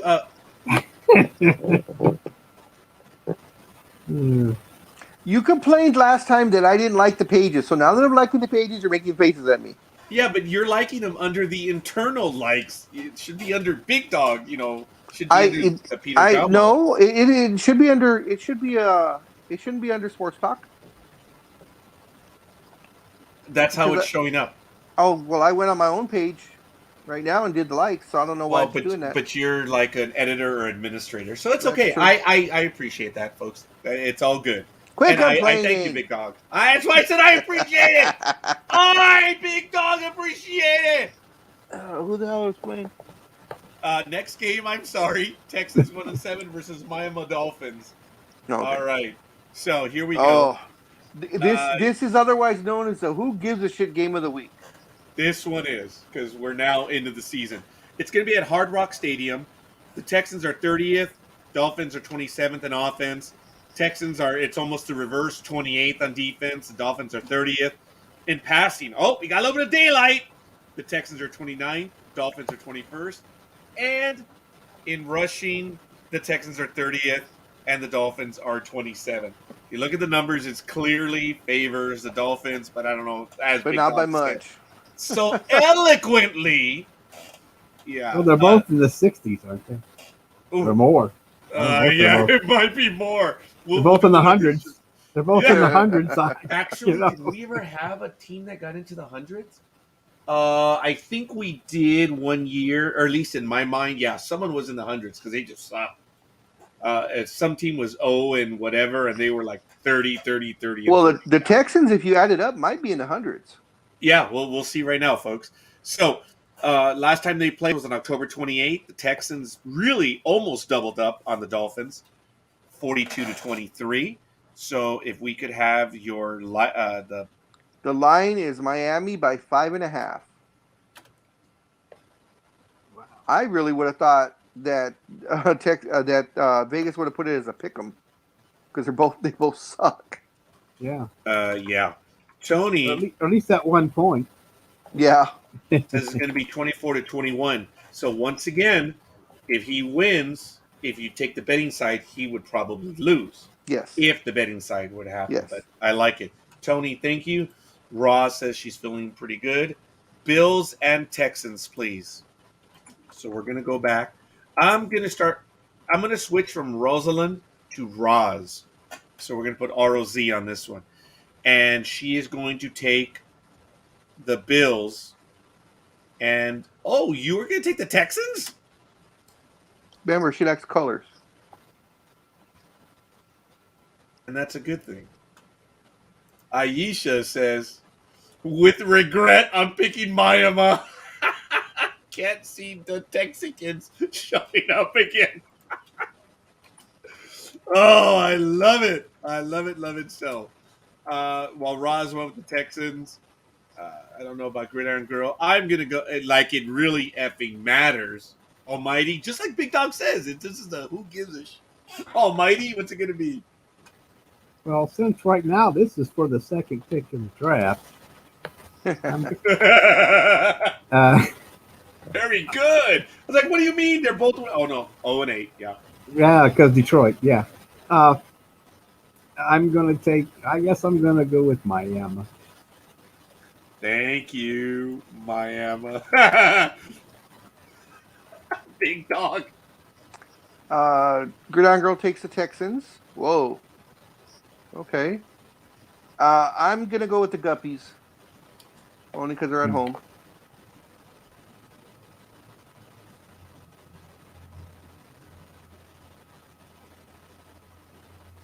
Scorekeeper, where are you going? Let's go back. Texans 30, 28, 29, 30. Oh my God! 117. It's not a strange thing. I think this is the first one that's gone over 100 on this one. So again, this helps me to evaluate. It's 117. Doesn't mean I go with it, but whenever I'm in doubt, I go with the numbers. That's what I do. So how close is the other team? I was going to do that right now. 27, 30, 21, and 27. 105. Folks, I don't think I've ever seen this where they're both over 100. I said hundreds. I called it. Yeah, both of them. Yeah, you did. Just by looking at it. Well, I mean, look at all those big numbers. I mean, geez, I mean, they're 30s and high 20s. Well, not all of them, but still enough. And there's anyway, they suck. So do you like 117? Do you like 105 over 117? I take 105 over 117. Yes, I do. You thought you'd say that way. I'll take the one with 105 points, please. Yeah. Yeah. So in reality, no one really wins in this game. No, we don't. Well, they might win the second rounder unless Detroit wins a few more games. Yeah. They could get, but anyway, yeah. At this point in time, they're playing for draft picks. So leave it to the tax man. It's something that I've been doing for years. That's why I go to the NFL site. I look at the numbers when it's in doubt, folks, as I say. So, but here we go. This should not be in doubt, but we're still going to look at the numbers just for sakes. Las Vegas Raiders, Raider Nation's going crazy. Are 5-2. Now remember the old joke: how do Raiders families teach their kids how to count? 0-1, 0-2. A lot of people haven't heard that joke still. 0-3. Well, with the Raiders being 5-2, that is advanced math, folks. That's like a quadratic equation for them. You might even have to use FOIL to resolve this one. They have to use Excel to figure that one out. Yes, they do. They're making pie charts and everything else. Wow. All right. This is advanced math for the Raiders fans. So the New York Giants are 2-6. It's at 10 a.m. on CBS. It's at MetLife Stadium. And the Raiders are 17th on total offense. The Giants are 15th. And they're 2-6. The Raiders are 7th in total defense. The Giants are 24th. The Raiders are 4th in passing. Wow. Giants are 9th. But when it comes to rushing, the Raiders are dead last. There's no running game for the Raiders. And the Giants are 26th. So looking at the numbers, going to be a little closer than you think. The Raiders have 60 points. The Giants are at 74. But last time these two teams played, like it mattered, on December 2nd, 2017, the Raiders edged the Giants by 7, by a touchdown, 24-17. Big Dog, what's the line on this one? The Raiders by 3. Yeah, because they've been burned forever. So we already have some picks coming in. Aisha went with the Raiders.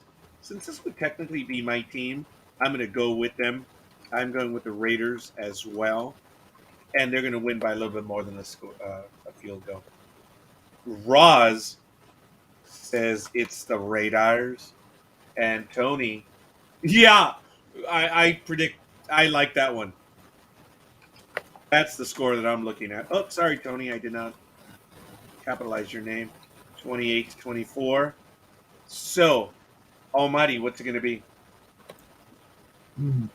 Well, good God, the Giants did scare the Chiefs for a while there.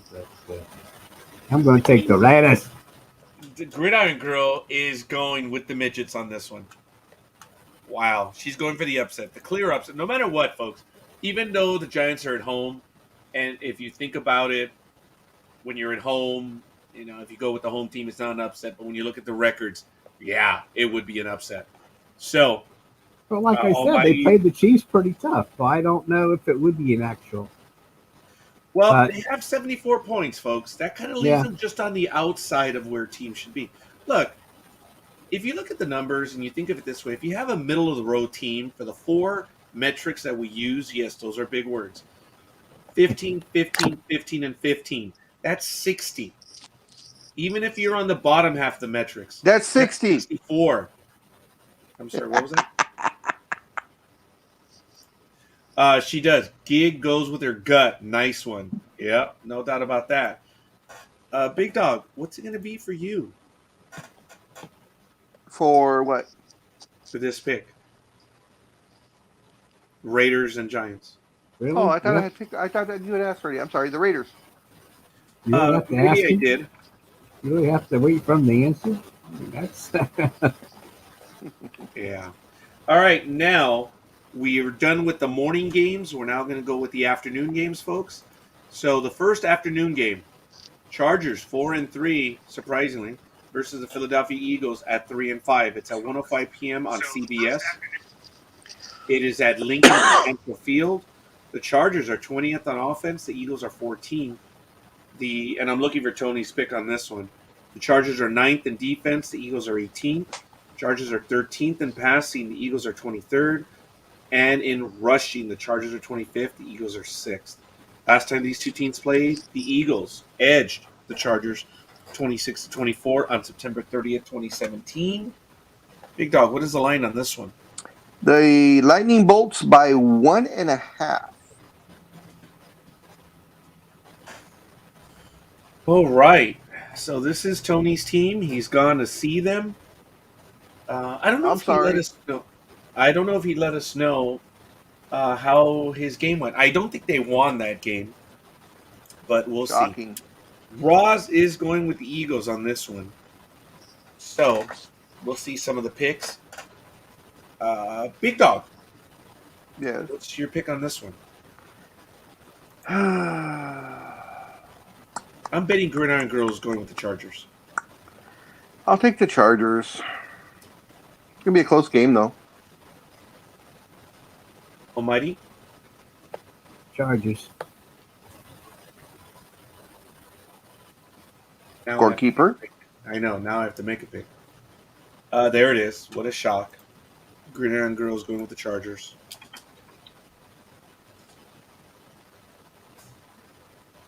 Three and 5 versus 4-4. Let's take a look. 29, 13, and 25. See, the Chargers are 67 and 14, 18, 23, and 6. Whoa. 14, 18, 23, and 6. The Eagles are sick. They have 61. And they're at home. Oh.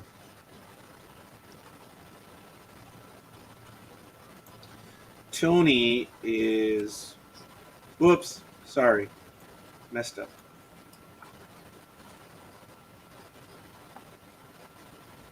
They don't match up well. Too much firepower. Aisha says she's going with the Screaming Birdies on this one.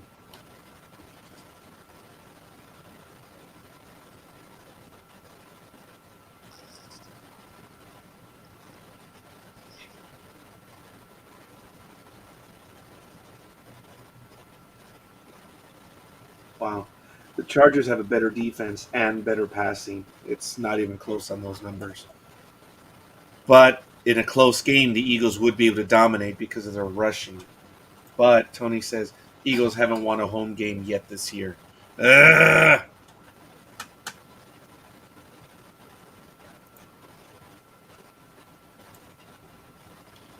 I'm going to go with the Chargers on this one. This one I'm going to regret later. Damn it. Yeah, I'm going to regret it later. Okay, let me do a few more right here for the afternoon games. This next game, I believe it's going to be Big Dog's team. It is the Packers. We already talked about the Raiders. Did I say scorekeeper? I thought I said Big Dog. They're my secondary team. Okay, fair enough. Well, the Packers said this Terry Zahn's team. Oh, I hope I regret it too. Yeah, it's just a pick. Packers 7-1, Kansas City Chiefs 4-4. Wow, a year ago this would have been a marquee game. Probably still is a marquee game, but not based on what Mahomes has done. It's at 1:25 p.m. Pacific time on Fox. It's at Giga Field at Arrowhead Stadium. Packers are 19th in total offense. The Chiefs are 3rd in total offense. In total defense, the Packers are 14th. The Chiefs are 27th. In passing, the Chiefs are still 3rd. Go with my gut right now? Ugh. I don't want to go with my gut. In passing, the Packers are 19th. The Chiefs are 3rd. And in rushing, the Packers are 16th. The Chiefs are 10th. Last time they played, Packers at Kansas City, 31-24, October 27, 2019. Big Dog, what is the line on this one? I don't know what the line was a couple of days ago, but I'm pretty sure it was probably for the Packers. But because of the fact that Aaron Rodgers will not be playing in this game, it is the Chiefs by 7. And scorekeeper is going with the Chiefs. They're going to get one. So, Tony says, oh, there it is. Before I saw it, Tony, you and I, same page. 27-20. And Rosalind says, better colors, Chiefs. Big Dog, what's it going to be? Hey, how are ya? Hey, how are ya? Hey, how are ya? And that's going to be the Chiefs. Almighty. What are we looking at? Because Gig says he's going with the Chiefs now.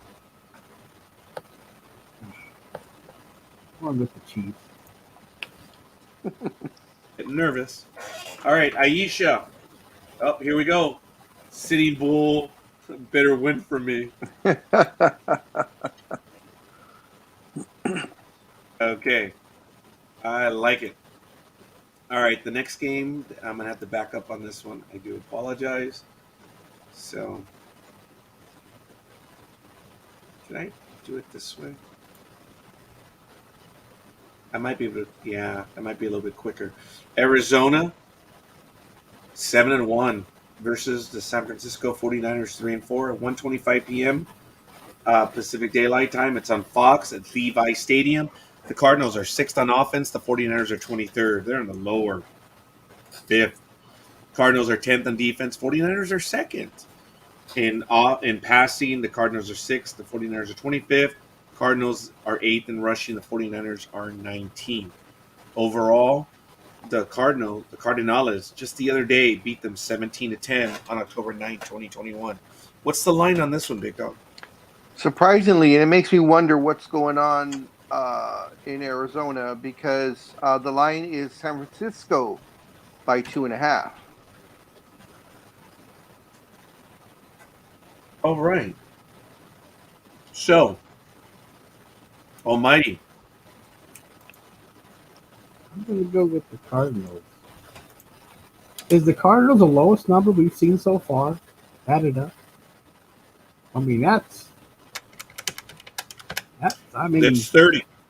Yeah, I don't know if we've seen anything any lower. So I mean, there might be a. I'm just saying they've got the numbers. Right. In another week, we did have a team that was in the 20s, and we were looking at that one as well. Okay, but I'm just saying I think so far that's the lowest one. I could be wrong about that, but. And it's not even close. The 49ers are 65. Ugh.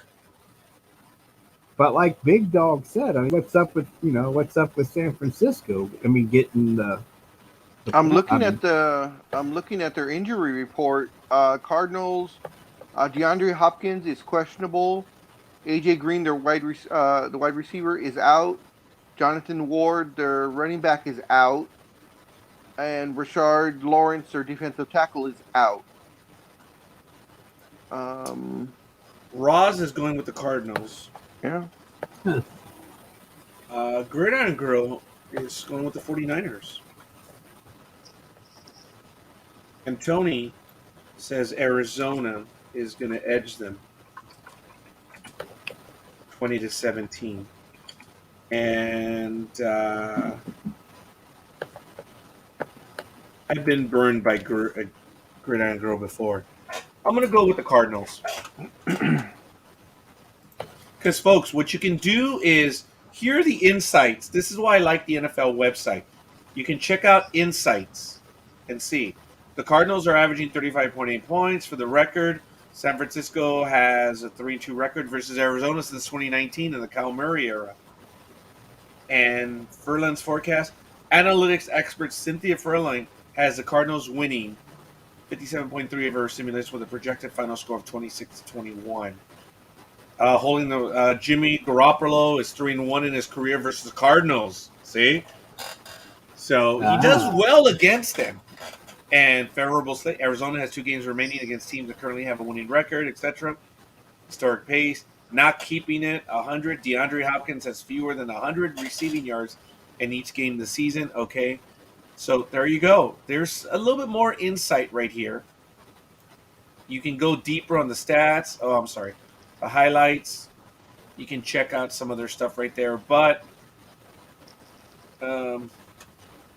Aisha says that the Cardinals. Ooh, I had put her name there. I don't know what I was thinking. Aisha is going to go with the Cardinals. And, oh, wow. That was directed at me. Okay. Almighty. Oh, Cardinals. I think you did say that earlier, and I apologize. Did I? I don't know if you asked me if I was just thinking it. I don't know. Maybe we're on the same page. What's going to be, Big Dog? I will go with the Diamondbacks. Diamondbacks. Well, it's, look, I famously, in one game, mistook the Seahawks for the Mariners. So now it has stuck. It's been like 10 years joke. Now, right, Big Dog? It's been a while. It's a long time. So whenever the Seahawks, I call them the Mariners, and whenever the Mariners, it's the Seahawks. People are like, oh, no, wrong sport. I said, sports talk with the guys. Home of the Monday morning quarterbacks on Saturday. So, all right. We're now going to, there aren't very many afternoon games. Wow, there's only 2 of them. And then the Sunday night game is going to be, wow, really? This is going to be a good game. I haven't called the game yet, but I like this one. This is the game of the week. This is a nice marquee game. Tennessee 6-2, visiting the Rams 7-1. It's at 5:20 p.m. Pacific time. It's on NBC. It's at SoFi Stadium. I have to, as a side note, my daughter Gmo said, I think it's time that we go to a football game. It's like, wow. All right. I like that.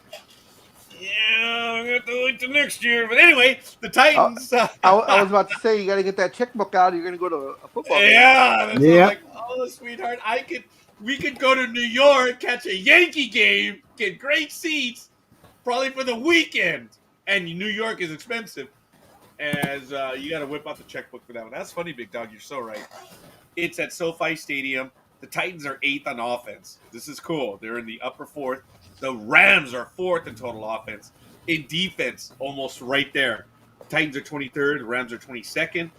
In passing, it's quite obvious. The Rams are 2nd behind Matthew Stafford. The Titans are 18th. But it reverses. Titans are 3rd in passing and rushing, and the Rams are 17th. So the Rams are in the lower half. So looking at the numbers, 8, 23, 18, and 3, it's 52. The Rams are 4, 22, 2, and 17. 45. Wow. So it's 45 for the Rams. What were the Titans? 53. Thank you, Big Dog. 53. Oh, wait.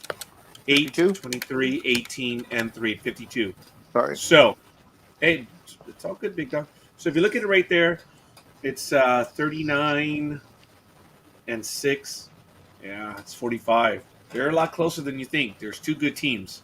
Last time these 2 teams played was on December 23rd, 2017. The Tennessee Titans at home lost to the Rams 27-23. Big Dog, what is the line on this? The Lambs by 7. Yep. This one's too easy to call. Scorekeeper is saying that they're gonna do a much better job. They are at home. I do like the home cooking. Tony says the Rams are gonna win. Oh, sorry. Rams in a closer game that they're gonna win 24-19. Roz says that she's going with the Titans because their colors are better. And Aisha says that she is picking the Lambs on this one, not feeling it for the Titans.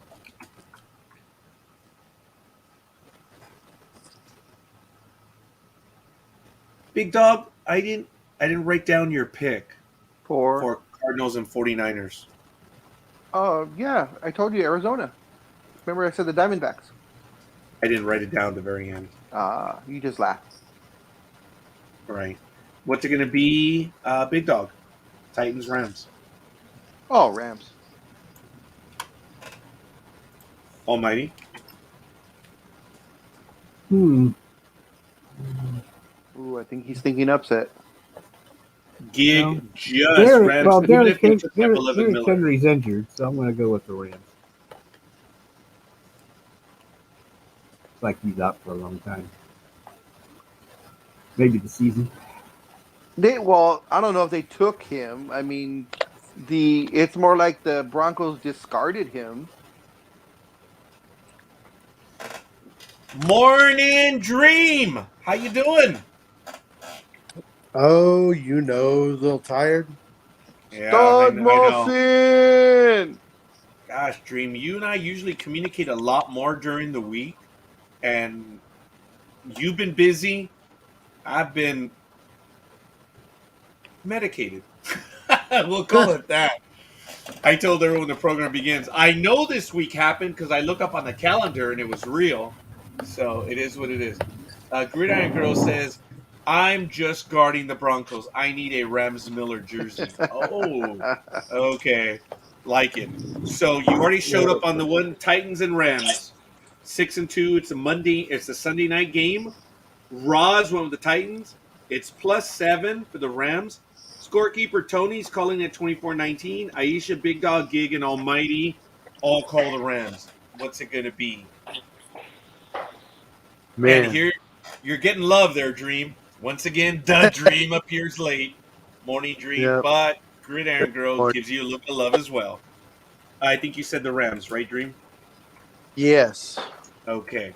So, we're good on that one, and we have our last game right now, which is going to be... You want to catch up with Dream and just do a real quick lightning round and just go from the top of your list and just hit him up, and I can give you lines if he needs the lines on it. Go ahead. Why don't you go on to the next game? I'll be with you in just a minute.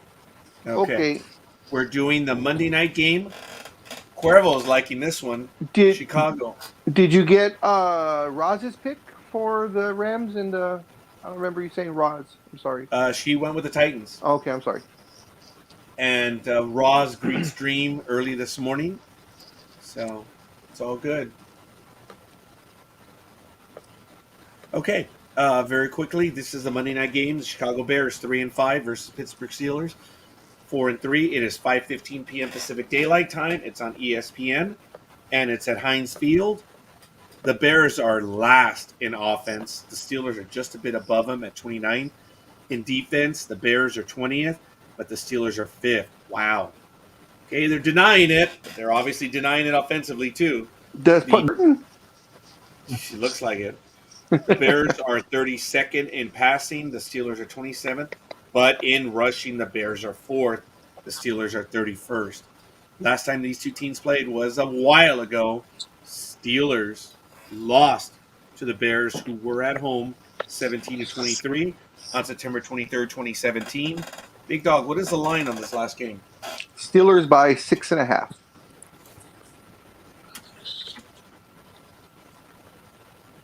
All right. Roz already has it. She's going with the Steelers. I'm going with the. I've been burned by them in the past. Scorekeeper's going with Roz on this one. All right. Almighty, what's it going to be? I'm going to go with the Steelers. Big Dog? Duh, Steelers. I'm going to go with the Thieves. And we're waiting for the pick. I need Aisha and I need Tony to give us their last picks on that one right now. And Gridiron Girl. Yeah. Oh, they're really having a moment. So while they do that right now, let's look at the numbers real quick. 32, 20, 32, and 4. Wow! 88 points for the Bears.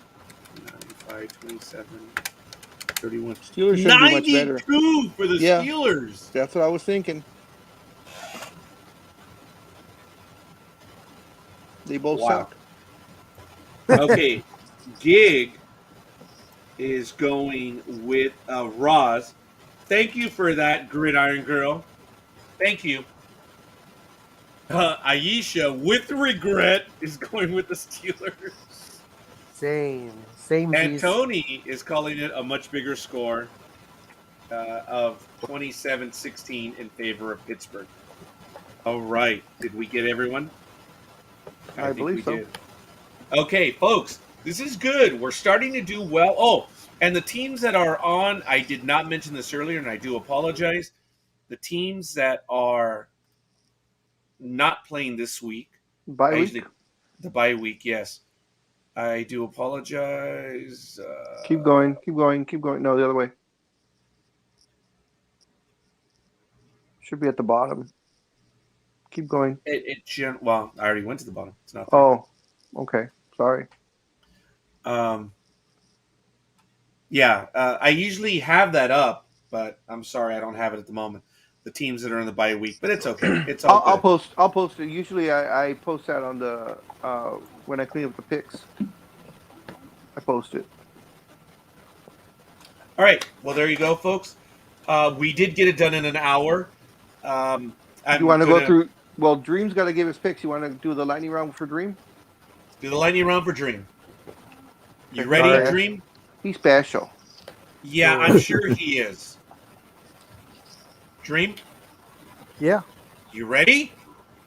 Yeah. Let's go. I haven't slept in 2 days, so I'm good. I love you, brother. Okay, here's a comment. See, Seattle and Tampa Bay aren't playing, I believe. Thank you, Gridiron Girl. You're already in on that one. So, Falcons 3-4 versus Saints 5-2. Everyone went with the Saints.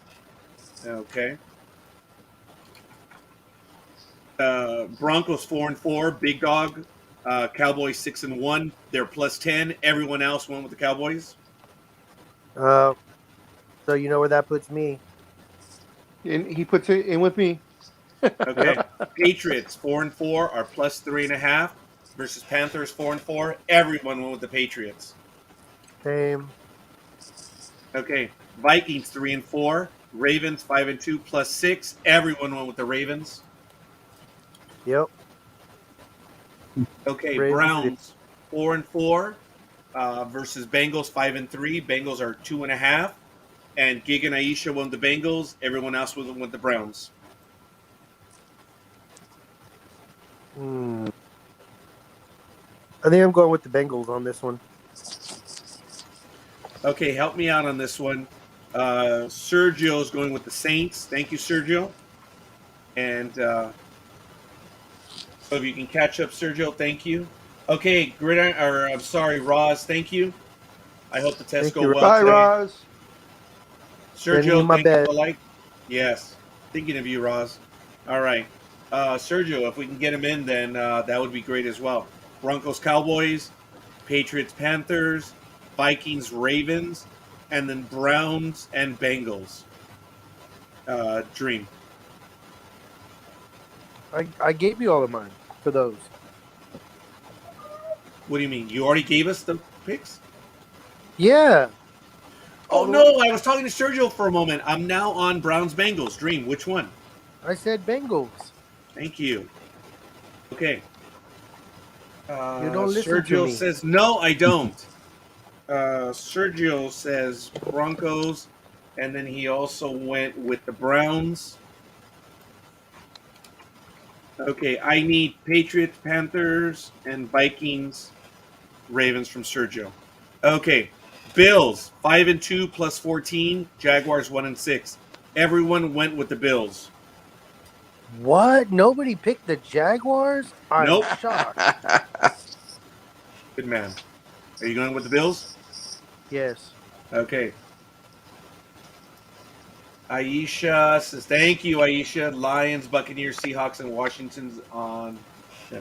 Sergio says the Dirty Birds. Okay, let me go back up to that And one. the Forgive me. Vipkin and the Vikimsk. Okay, Patriots and Panthers, Sergio. I need that one as well. So, Bills and Jaguars. Sergio, I need that one. So, Texans 1-7, Roz and Gig against the Dolphins 1-7 plus 5.5. Everyone else went with the Dolphins. Why? There's no point of this game. Exactly. Sure. I called it the who gives a shit game of the week. Sergio went with the Panthers. Thank you. Okay, All that's right, exactly hold on. what it is. Dolphins and who? Dolphins and Texans both 1-7. Miami's got the spread by 5.5. And Sergio went with the Texans.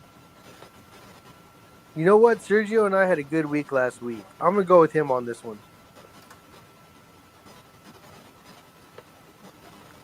This is for the upset. For the who? I think the Texans are gonna have the we're not worse. We're not the worst.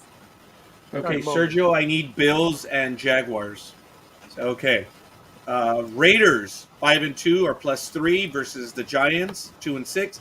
Gig is the outlier. She's the only one that went with the Giants. I don't know about all that. I have much respect for Gig, but I got to go with the Raiders on this one. Okay. I got that one, Sergio, for the Jags. You already gave it to us, but thank you. All right. Next game, Chargers 4-3, who are 1.5. Everyone with the Chargers except for Roz and Aisha, who went for the 3-5 Eagles. Oh, Sergio went with the Giants. Wow. Crazy. Still need. Oh, okay, Sergio. I apologize. Okay, you went with Jaguars. Okay. I'm so sorry. I'm not going to go for the shitty green team. Oh, wait a minute. Oh, no. That's Panthers. No, Sergio. I still need Bills, Jaguars. Okay, he went with the Eagles. No. I said the other one. Sergio's going with the Eagles. See, folks, this is why it happens, okay? So you're going to have to review your picks. Please make sure and verify these when they're posted. You're going with the Chargers, Dream? Yeah. Okay. Packers, 7-1. Rodgers Packers. is out. You're going with the Packers? No one else did. Everyone else, the Chiefs are +7. Yeah. I'm going to go with... Dang. Big Okay, Dog so didn't even he's... throw the Packers on that? Aaron Rodgers isn't playing. He's out with COVID. Yeah. So? Yeah. Yeah, you're right. You're going to go back on that one? No, I'm not. I'm going to stick with this one. I'm hoping this ups my percentage. I'm hoping that they win one for the old man moment. Okay, Sergio's going with the Chiefs. He did correct me. He did say Jags several times already, so I'm the one that's not listening. So Sergio's the only one that went with the Jaguars against the Bills. So, all right. So Dream is doing it as well. Packers, he's the only one. Sergio went with the Chiefs. So Cardinals, 49ers. 7-1 Cardinals, 49ers 3-4.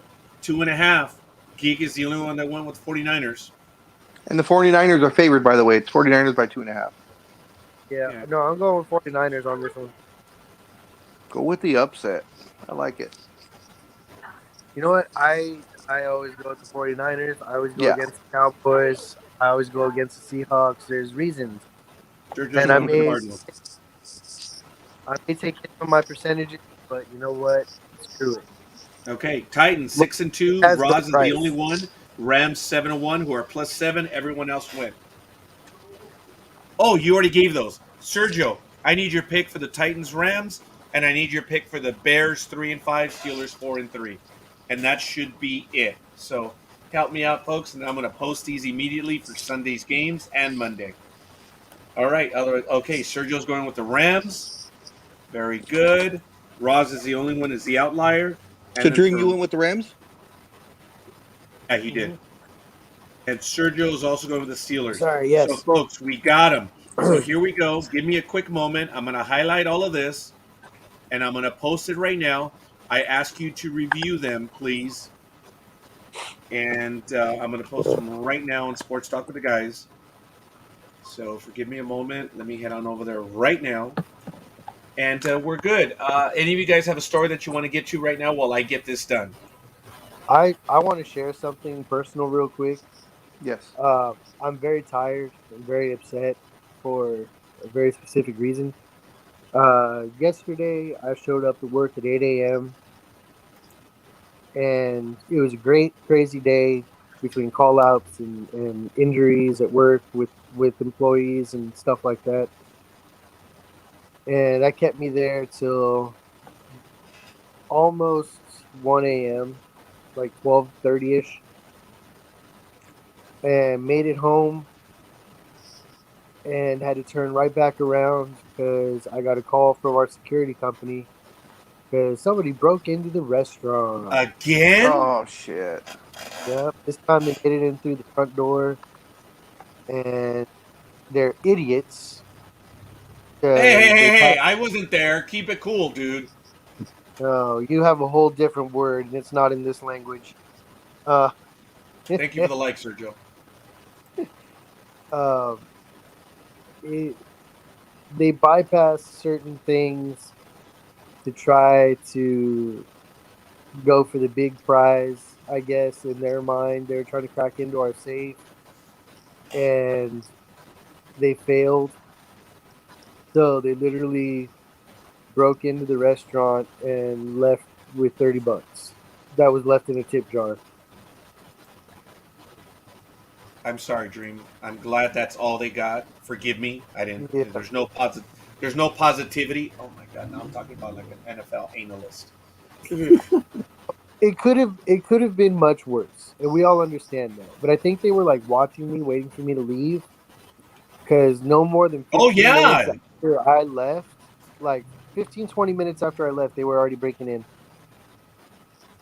So it is what it is, but it's annoying. It's sad. I'm exhausted. I haven't been asleep because when we got there this morning, they kicked the front door in, so I couldn't leave the restaurant. There's nowhere open to fix it, so my wife and I camped outside in the car in the parking lot, keeping an eye on the restaurant, and I haven't been asleep. I just got home right now before I got on. Had a bite of McDonald's and then jumped on with you. Dream. I'm sorry, Thomas. What did you have Yeah. at McDonald's? Sausage, egg, and cheese McMuffin, and a sausage burrito. And I Okay, made I'm my own sorry. coffee because my wife was kind enough to buy me some K cups, the coffee pods, and this one is called Death Wish, supposedly the strongest coffee on earth. So we'll see if it works.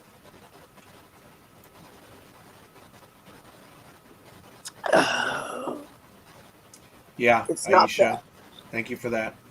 Yeah, idiots. F them. F them. They're damn to Yep. hell, dude. There's no good that comes of it. I'm sorry that you have to deal with that, buddy. Well, it's part of owning a business. Sometimes you have to deal with things like that. You know, um, sometimes you have to deal with things that you would rather not deal with. But as a business owner, you're responsible for your business, and whatever happens, you have to take care of. The buck stops here. You know. I understand why you want out of New Orleans. I really do. You guys are wanting to come back east or west. West. We should get in contact with Lenny Melnick because he's moving out to the. He's pretty serious about Arizona. I've spoken to him several times. So You could be roomies. No. no, I mean, he only needs a little spot underneath the stairs. that's true. He can live in the cupboard. I don't know if Andrea will go for it, but no. I thought scorekeeper was as long as he can be the big spoon. Okay, first of all, Dream. Oh, you like to be the little spoon. All right. Yeah, he does. Yeah, he Dream. does. Yeah, he Be does. good. Be good, Dream. Let's not violate anything, okay? Vegas flashbacks. Sorry, big dog. Didn't happen in Vegas, but it's all right. You have this illusion, tell this story that you want. Oh God! See, you little bastard, you're causing me. I can tell you exactly where it hurts, man. Oh my God! Are you talking about the time in Vegas, or are you talking about right now? So anyway, we're going to go ahead and move on, ladies and gentlemen. It is really good. I want to thank everyone. We've done our NFL picks, and what is really awesome now is that we're in a flow. Remember, 7 a.m. we do the NFL picks. They work, and we're able to get through them in an hour. Now, when we have the bye teams playing, take that however you'd like. It does take us a little bit more, but when we have everything going and blowing, it really moves very well. I've noticed that, and I thank everyone for your assistance and your help. This is a lot of fun being able to do this. This is something that we did years ago. I used to receive the USA Today Sports Weekly, and that's how I went on it. Oh, Aisha, stop it. Stop it. No. Because if you haven't been paying attention, that might be your loss. Thank you, Sergio, for the like. I appreciate it. And Raul Lomelli, thank you for the like. Thank you. This is cool. Brothers in 2 different states did not know that they were both listening, just gave us likes. That's kind of cool.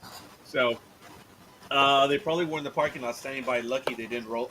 You know, that is true, Sergio. That is. Sergio is former security. He's done it in a few places. And I agree with that, Sergio. I wasn't thinking about that. Dream, I'm glad they only got $30. I know they were scouting, but it was just one guy. But I would imagine, like, he was probably playing it through 2 ways in his head. One, wait for me to actually, like, leave and go away and give him a clear shot of just doing what he wants to do. Or 2, I have to imagine that one of the possibilities was him trying to, like, hold me up while I was locking up and making me open stuff up for him and stuff like that. And it would not have ended well had he gone that route. Might be time to get that guard Rottweiler. You know, Dream. Not the size of the dog in the fight; it's the size of the fight in the dog, buddy. That's right. Fair enough. I don't know how it is, Dream, but you gotta stop going alone now, and you've got to exit with someone. I know it's tough. We'll talk about that stuff later, but you gotta exit with someone. Yeah. I know that's going to be part of it's going to suck. I know, but you got to do it that way. But I'm sorry, Dream. I admire your endeavors. You are doing it, dude. You give so much back to the community, and these bastards still have to F with you. Unbelievable. It's unbelievable. Yeah. And it sucks, but you know what? We move on. You know what they say? It's like, you're not going to faze me. Like, no matter what happens, like, I'm going to just keep on going and living the dream, fighting the fight. And you're not going to discourage me from stuff. You know, you're not going to make me change my way of life because you want to act a fool. You know, I'm not going to be scared into having to do certain things. You know, like, if I got to do it, I'm going to do it. But it's just part of the package. Yeah. Folks, very quickly, I have a programming note.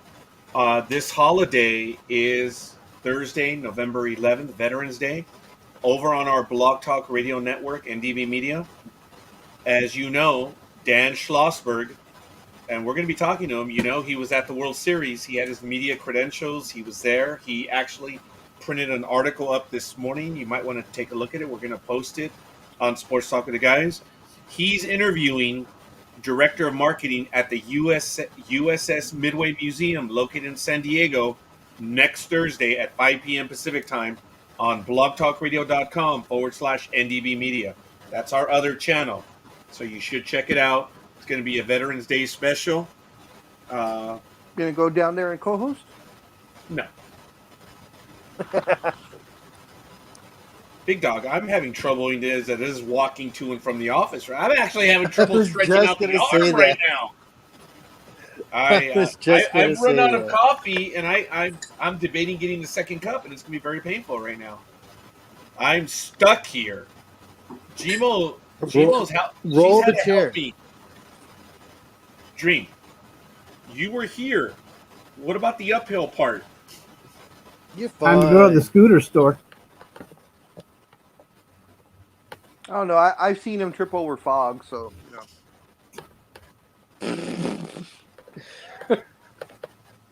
All right, folks. Sports Talk with the Guys, home of the Monday Morning Quarterbacks on Saturday. That's Dream. That's the big dog down there. And that's the effervescent almighty. So we're going to get to it. We already talked about rugs this morning. What is I'm the effer. The almighty. Effervescent. Oh, Effervescent. Oh, good. It took a while. You got me. The effervescent one. Here we go. Aisha says, I know changing the subject, but what is everyone's opinion on this crowd surge at the concert?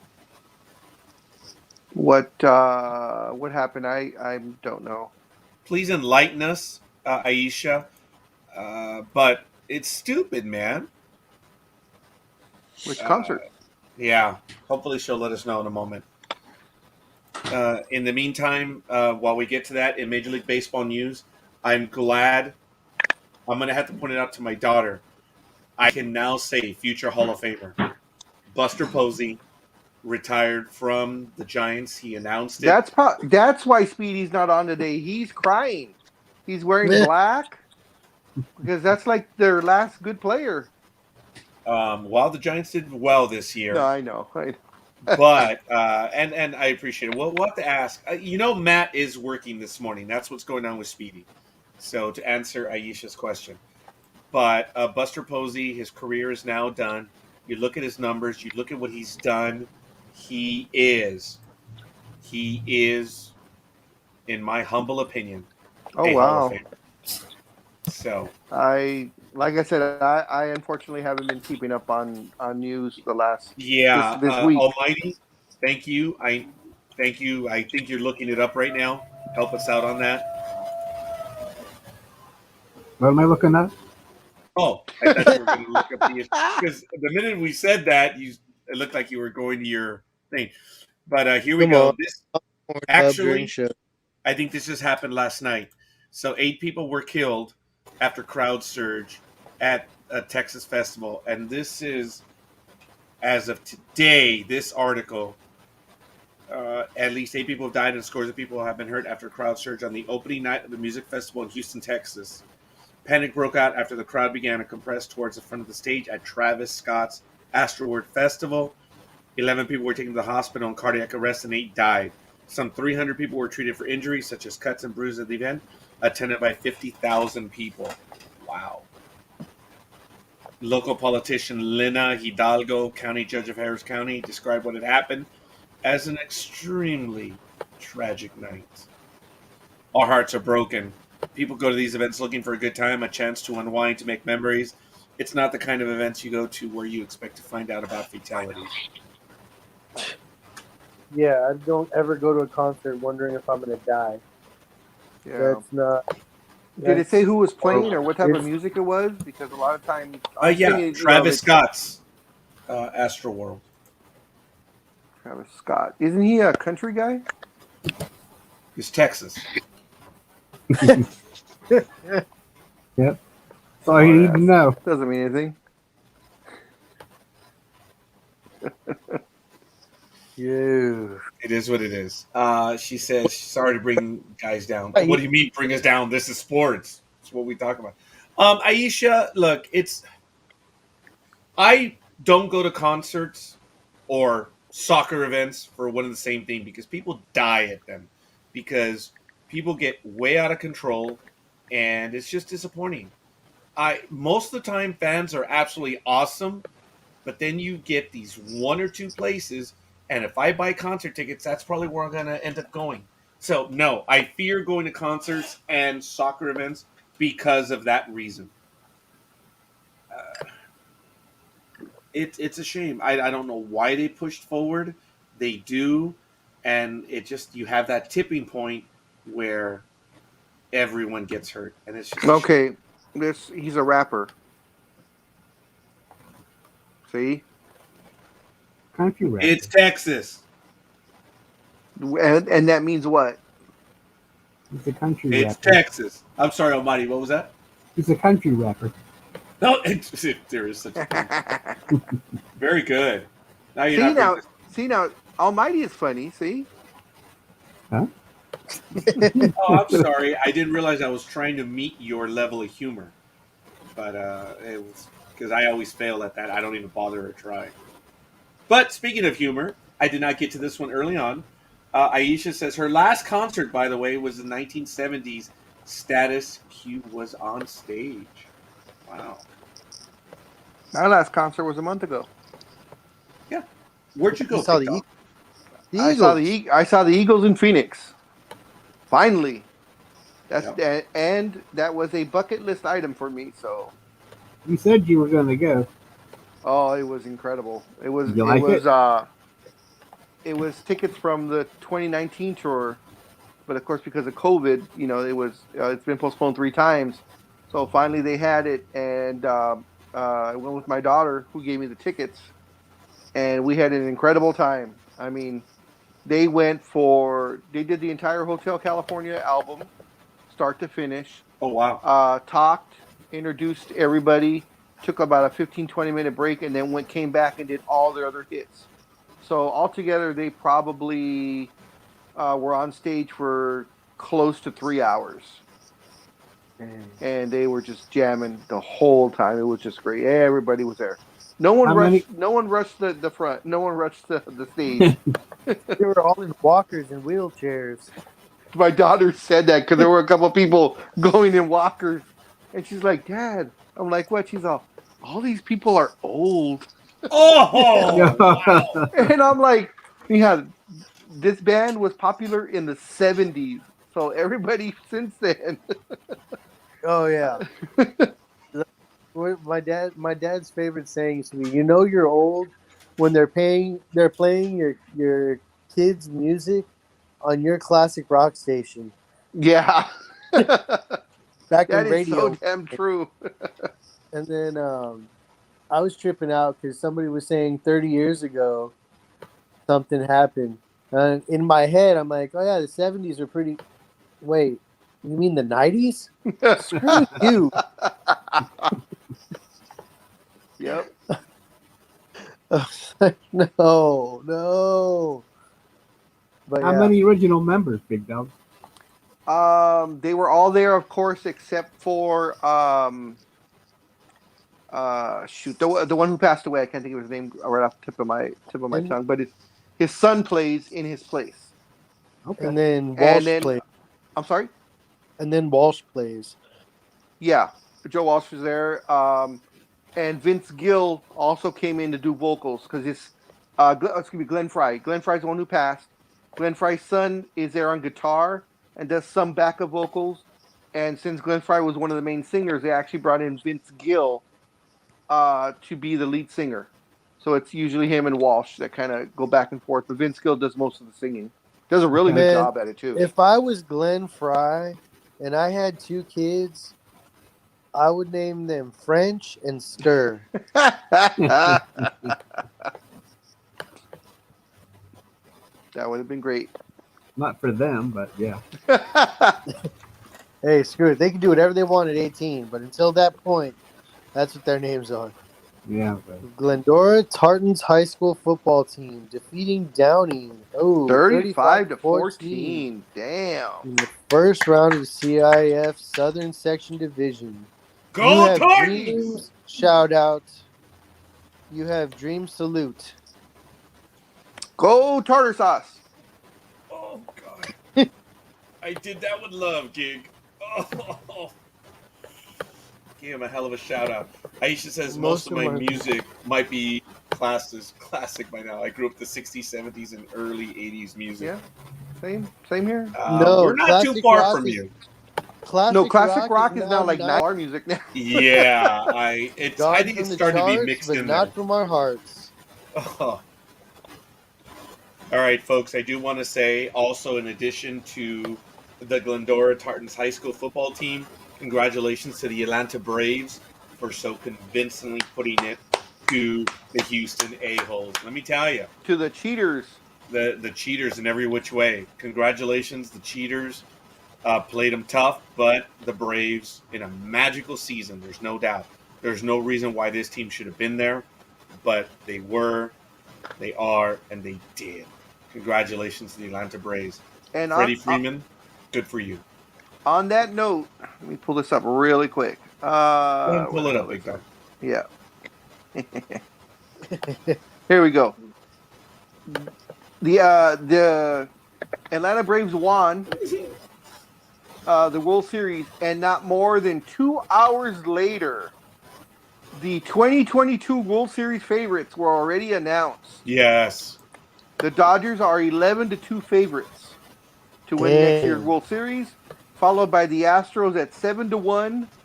The Braves, who are now defending champions, are in third, 9-1 favorites. Then it is scorekeepers Yankees at 10-1, and then the White Sox at 12-1. Red Sox 14-1, and then we'll stop there.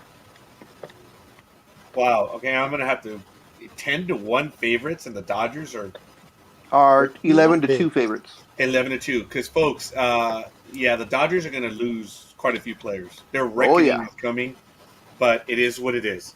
So, congratulations to the Braves. There's going to be about 13 or 14 days after the World Series for players to declare free agency. It begins.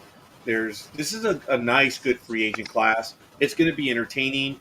Apparently, Japanese outfielder Suzuki is going to be posted. So we don't know if that is so. Say it ain't so. It's all good. I have a list of some of the already people that are have declared for free agency. Atlanta outfielder Jock Peterson and Boston infielder Kyle Schwarber were among 10 players to become free agents Thursday, as both declined their 2022 mutual options on their contracts. Also, Cole Calhoun, his option was declined by Arizona, triggering a $2 million deal buyout and completing a $16 million contract. Mets outfielder Kevin Pillar, he became a free agent after New York declined the option. Milwaukee outfielder Aviseo Garcia declined his part of a mutual option, so he becomes a free agent.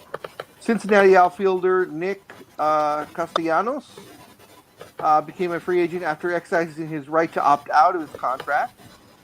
Yankees outfielder Brett Gardner and reliever Darren O'Day both declined their mutual options, so they are now free agents.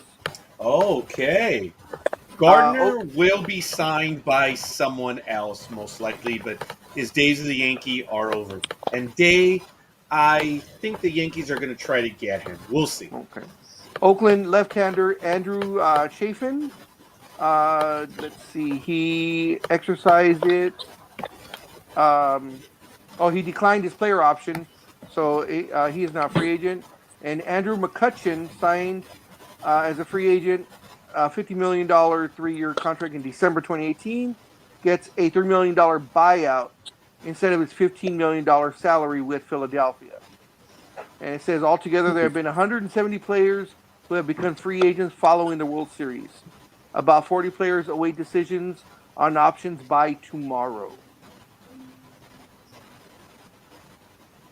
Yeah. There's a lot of stuff going on in baseball, free agent season. So, Ooh, that was a perfect freeze for you there. You look very stoic. You just had your hand there and it froze perfectly. So I'll see if I that can. was a good one. I'll see if I can save it a little bit later. But I'm trying to find the article that was posted from.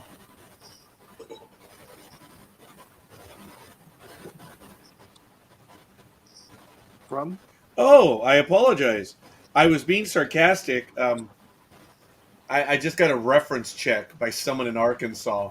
I can see the message, so I'm gonna have to call them back right now.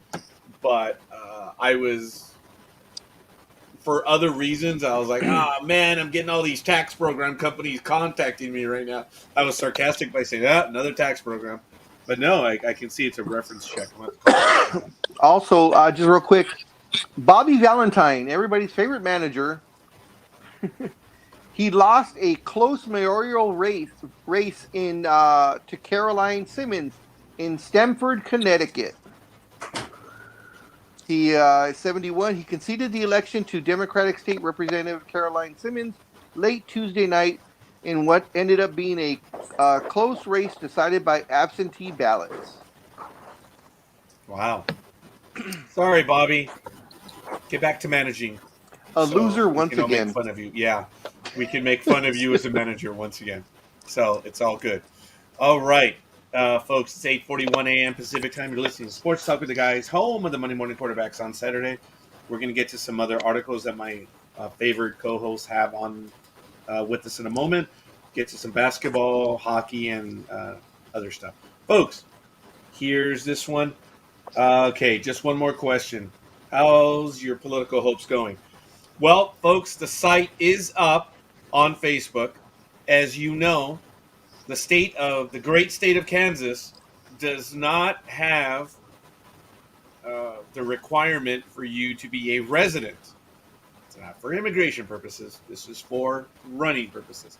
The governor of Kansas does not require you to be a resident. So I still have to fill out the candidacy paperwork. So I'm quietly still running. I declared this, I think, the week that you were not here, Big Dog. But I am running for governor. I remember. Okay. Can we vote for you, even though we're in California? No, you have to be a resident. So I do have.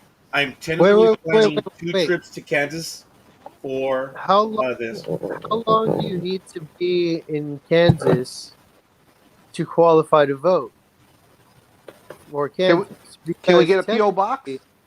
That's what I was just going to say. Technically, we could get a P.O. box and a driver's license from there. Okay, all right. This isn't Texas. Because in Texas, all you need is what they call a postal stop. It's not even a post office box. It's like, think of an inbox, which you can have. That establishes your legal residency in Texas. Yeah, it's Texas.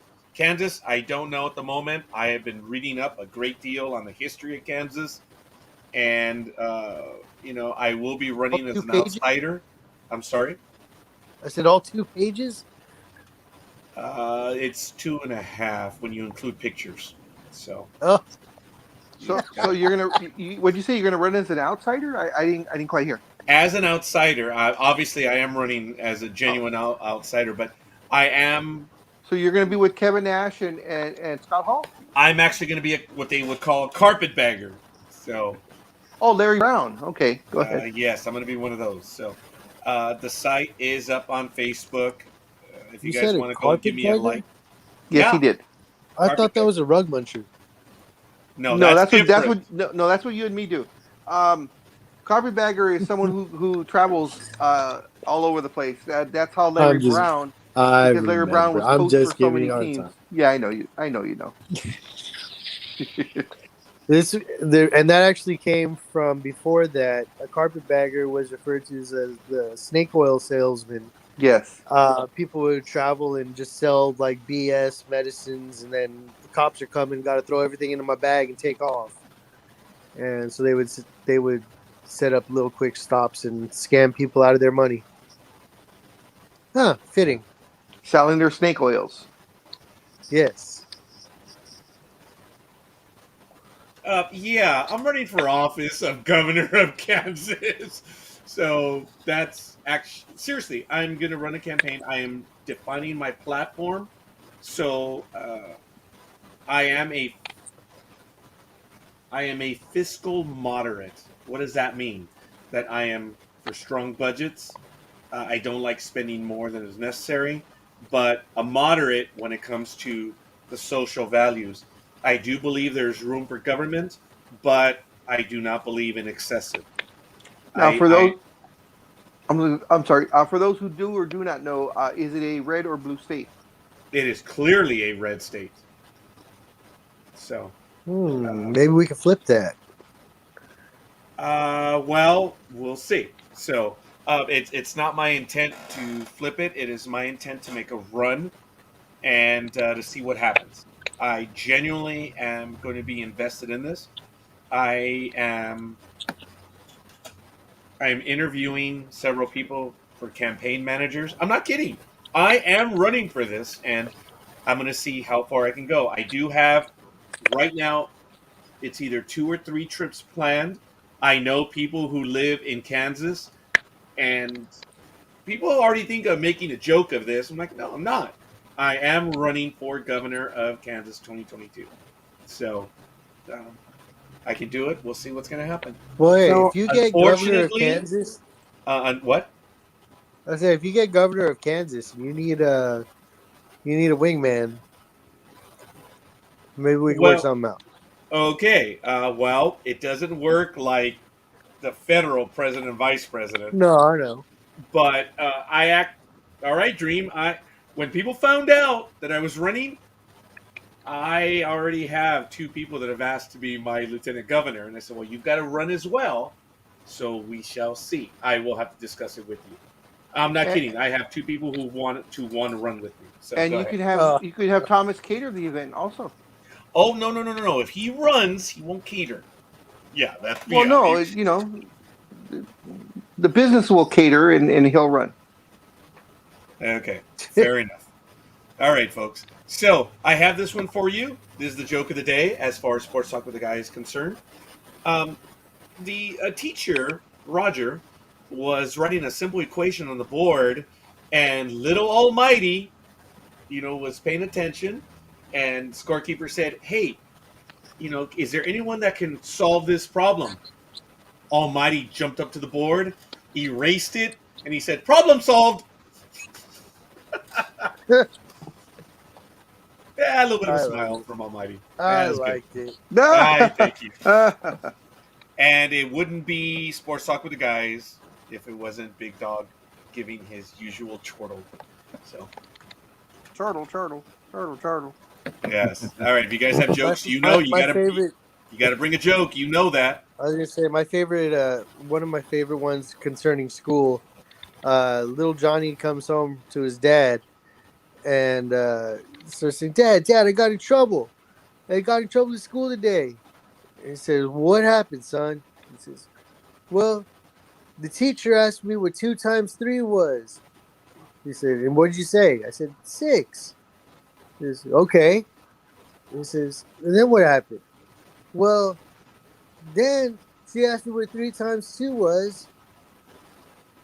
And the dad goes, "Well, what the hell's the difference?" And he goes, "That's what I said." Roger doesn't get it. I think I was distracted because Aisha did. Yes. Actually, Aisha, that is carpetbagger. It's generally when you live outside of the area and you move in just to do that. That's why I say clearly I would be running as an outsider and I would be seen as a carpetbagger. Yeah. So, yep. You are so right, Aisha. It's all good. Right. That's why when they started talking about the snake oil stuff, I'm like, What's the difference between beer nuts and deer nuts? One ends up on your car by choice, and the other one ends up when you don't see it. Beer nuts are $1.49, and deer nuts are under $1. That's good. Look at that smile by Almighty. He liked that one. Hey, Almighty, being up in Ohio where you are and not being too far from the Appalachians, do you get a lot of deer activity? Have you had maybe driving late at night or even in the early morning? Have you had some close calls, maybe with some deer out there? Yeah. Wow. We have a lot of deer. Sometimes we have to go. Yeah, they have people go in and have to knock them out because we get too big of a population. But, Yeah. But yeah, you really have to. You be driving down the highway. Next thing you know, here comes some deer, and usually you can stop in time. Some people don't. You slow down and people go around you and then they hit the deer because they, without paying attention to what the fuck's going on. But or if you're on a back road, yeah, I'm just saying, yeah, deer will run out in front of you if you're not. You have to be paying attention. Nice. So if you don't have a lot of money and you're broke and you're hungry, just go drive in the middle of the night. You're good. Take home for dinner for the week. Well, Dream, if you've seen the pictures, dude, if cars hit deers or the other way around, if deers hit cars, dude. Deer, hitting the deer, they cause damage too. It's not like you like hitting a little dog. This is like hitting something that's going to plow in your fender or go through. If they go through your windshield and you get their horns inside, well, you're kind of dead. So it's sometimes not like, they do damage. They're not little animals. They can do some damage. Man, I drive a 2008 RAV4. I think I'll be okay. It might improve it. Well, they knocked that little thing over. If that deer is traveling 156 miles per hour, jeez, are we going to that again? It hits you, your little RAV4 can travel 571 feet. Yeah. Wait, so if I'm going 50 miles an hour, good God, here we go. North. If I'm going 50 miles an hour north, and the deer's going 150 or 60 miles south, at what time does the train reach Utah? Who gives a shit? I think every student says that in school.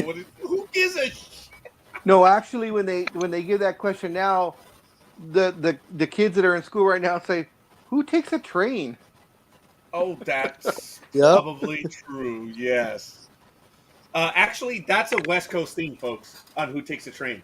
Because if it's on the East Coast, it's a big deal over there because you have the Acela Express that goes from Washington all the way to Boston.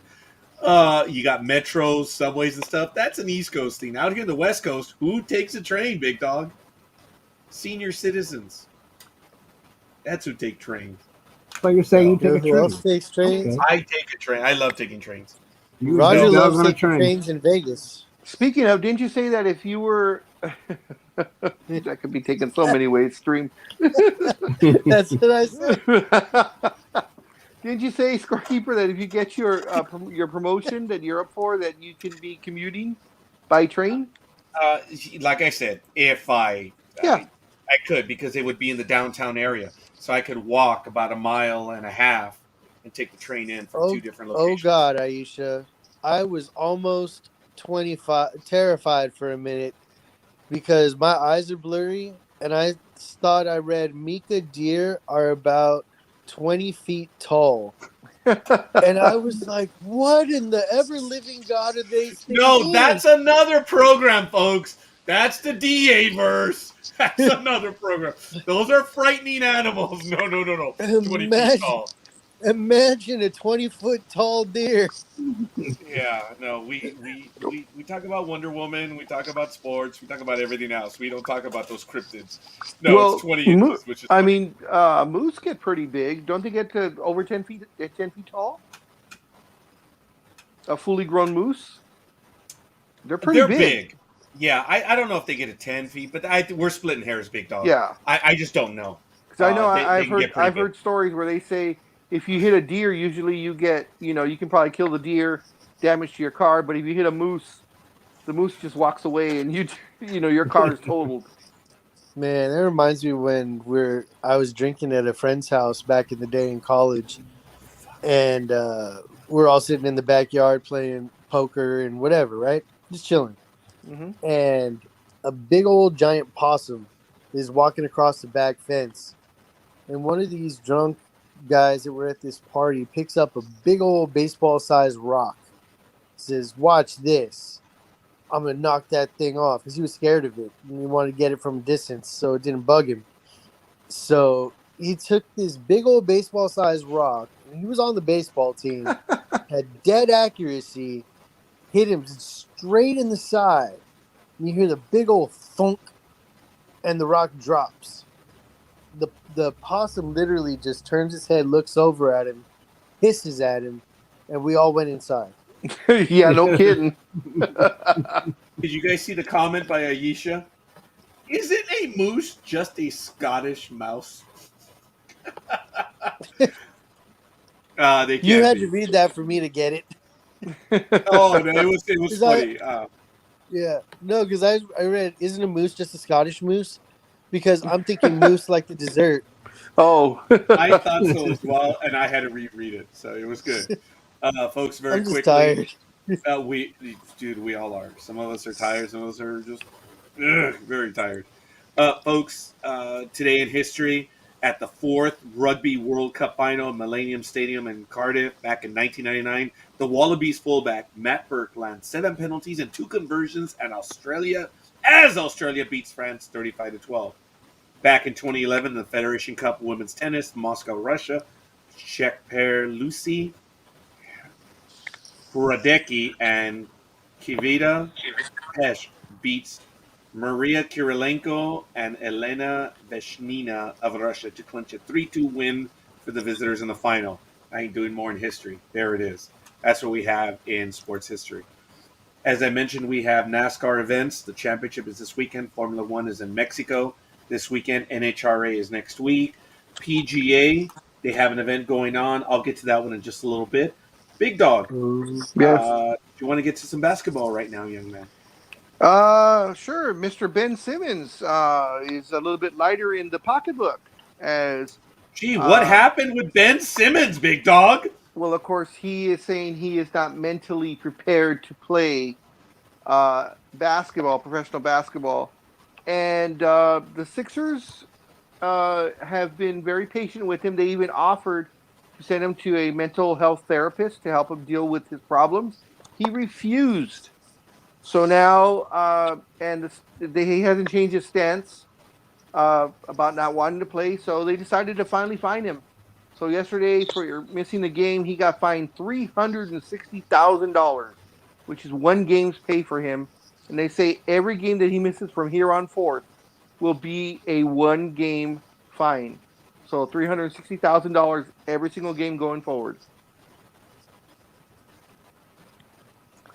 All right, bye, Aisha. Thank you for your Bye, time. Isha. Thank you. Aisha, Thanks for joining thank you. us. Have a good one. It is Say hi to the always queen. thrilling. Be safe on the job, and I thank you for what you do, Aisha. And yes, I knew you had I thought you had a taste for history, Aisha. I didn't know it was specifically military history. Good stuff. Remember to curtsy in front of the queen. Oh, Aisha. Ooh.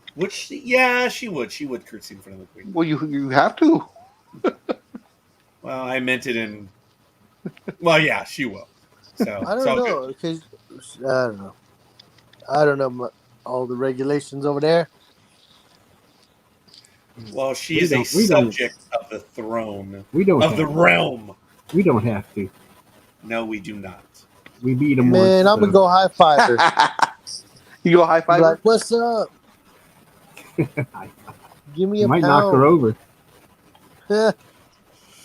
I get my hand chopped off by the guard. She's 95 scorekeeper or 98? I know she just had her birthday. No, I believe she's 93. Really? I thought she was okay. So I did hear how she took a drive around the palace in her Jaguar. Because she likes taking a little drive. And she came back and went to get some rest. Yeah, I'm sorry. She's 95. She is 95, okay. Yeah. It was a 2-year-old article. Always loved your dream. Very quickly, I wonder if Prince Charles will live long enough to beat King. I don't know. It wouldn't be a first time that the Crown Prince does pass away, but it's been a long time. Usually they die as infants. Oh, wait, that would still mean Prince Charles could still. Sorry, wasn't going by his adult attitudes. Dream, what was it? I forgot. Oh, I was going to say, I can't be the only one who's like tried to look up information, gotten all excited, and then realized that the article I was reading was like 2 or 3 years old and been like, oh, well, I guess that's not true anymore after I wasted 20 minutes of my life. Okay, we've all done that, But the only one that will not admit to it is our buddy who's not here today. Oh Look yeah, at that smile, yeah. Look at that smile, my big dog. I remember that. Yep. Oh, what do you mean? Remember that the. Oh, thank you, Richard, for reminding me of that word. And yes, I give DA lots of love for it. The plethora of instances from Speedy. Oh my God! And he will not let it go. He's just going off on it and going off, and I'm looking at him like, Dude, that was You- 7 years ago. I'm like, you realize this article is like 4 years old, right? Well, I just read it though. Oh my God! Oh my God! It was only deep. Look, we love Speedy. It's funny, and he hasn't done that in a while. All kidding aside, he hasn't done that in a while. But it is damn funny. Big Dog and I have been like, did that happen in our previous lives? When we're signaling each other. Oh, it's funny. We love him. Speedy's great. Folks, in the standings in the NBA right now in the Atlantic Division, you have the 76ers who are 7-2 in the Central. You have, and Cuervo's excited about this, Chicago Bulls are 6-2. In the Southeast Division, you have the Miami Heat are 6-2. In the Northwest Division, you have the Utah Jazz who are 7-1. In the Pacific Division, you have the Golden State Warriors who are 7-1. The Phoenix Suns are 4-3, 2.5 back. The Lakers are 5-4, tied with the Sacramento Kings at 5-4, 2.5 back. And then you'll have We'll Do It Our Way. You're right. 4-4 Clippers who are 3 back. Your Way LA. Way to go, Clippers, for wanting to be your own team. Good for you. What is the Suns record? I'm sorry. The Suns are 4-3.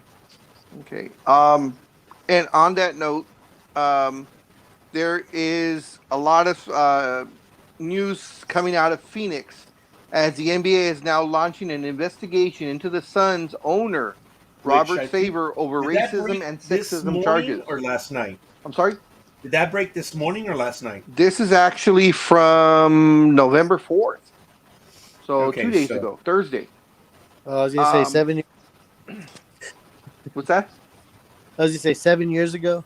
Okay, well, I was going to say, just refer to me as Speedy Doo. Speedy Doo.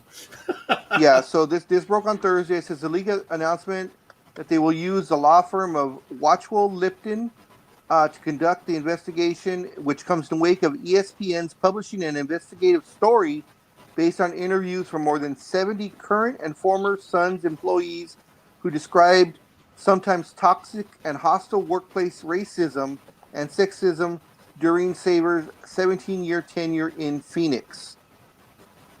This is referencing NBA Commissioner Adam Silver. One current business operation employee told ESPN, if the commissioner comes in and investigates to see what the F is going on in Phoenix, he would be appalled.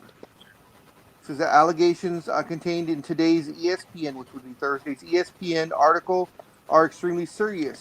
We have directed the Watchwell Lipton law firm to commence a comprehensive investigation. This was by a quote by the NBA Executive Vice President of Communications, Mike Bass. It says the NBA and WNBA remain committed to providing a respectful and inclusive workplace for all employees. Once the investigation is completed, its findings will be provided to see any further league action. Let me see. I pulled up actually the other article, so let me get that really quick. While you do that, one of the major overtones or issues that was listed in several of these articles are the impression or the belief of ownership. Yes. They use the word owner.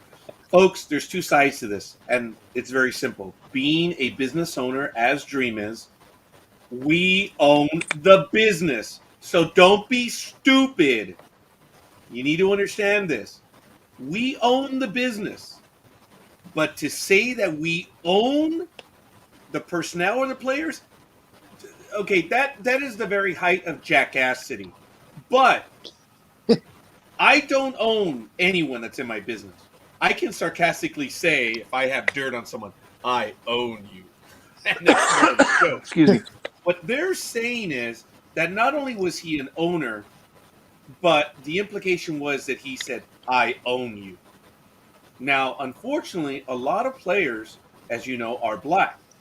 There are staffers that are black and stuff. And the implications are clearly pejorative in nature.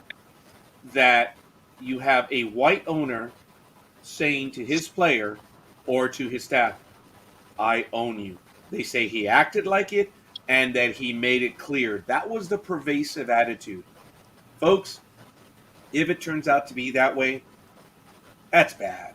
Okay. There's no other way, right, Dream? It's just bad. Yeah. Horrible. So this is the other article that I pulled up. This was from the ESPN article that I was referencing to earlier.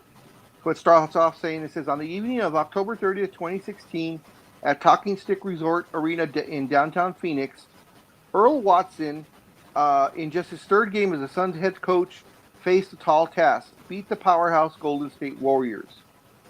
It says, it goes on to talk about the team. Anyways, the team lost 106 to 100, dropping the Suns to 0-3 for the year. Because after the loss, Suns majority owner Robert Sarver entered the coach's locker room, and Watson told ESPN that he said, quote, you know why Draymond Green gets to run up the court and say the N-word? Sarver said, who is white, allegedly said, repeating the N-word several times in a row. Watson says, you can't say that. Watson, of course, is black and Hispanic. And Sarver said, why? Draymond gets to say N-word, so he said it again. And Watson goes, you can't effing say that. And they said, Sarver said it once again, the N-word. It says the anecdote offers a glimpse into the conduct that sources told ESPN Sarver has often established since buying the Suns in 2004.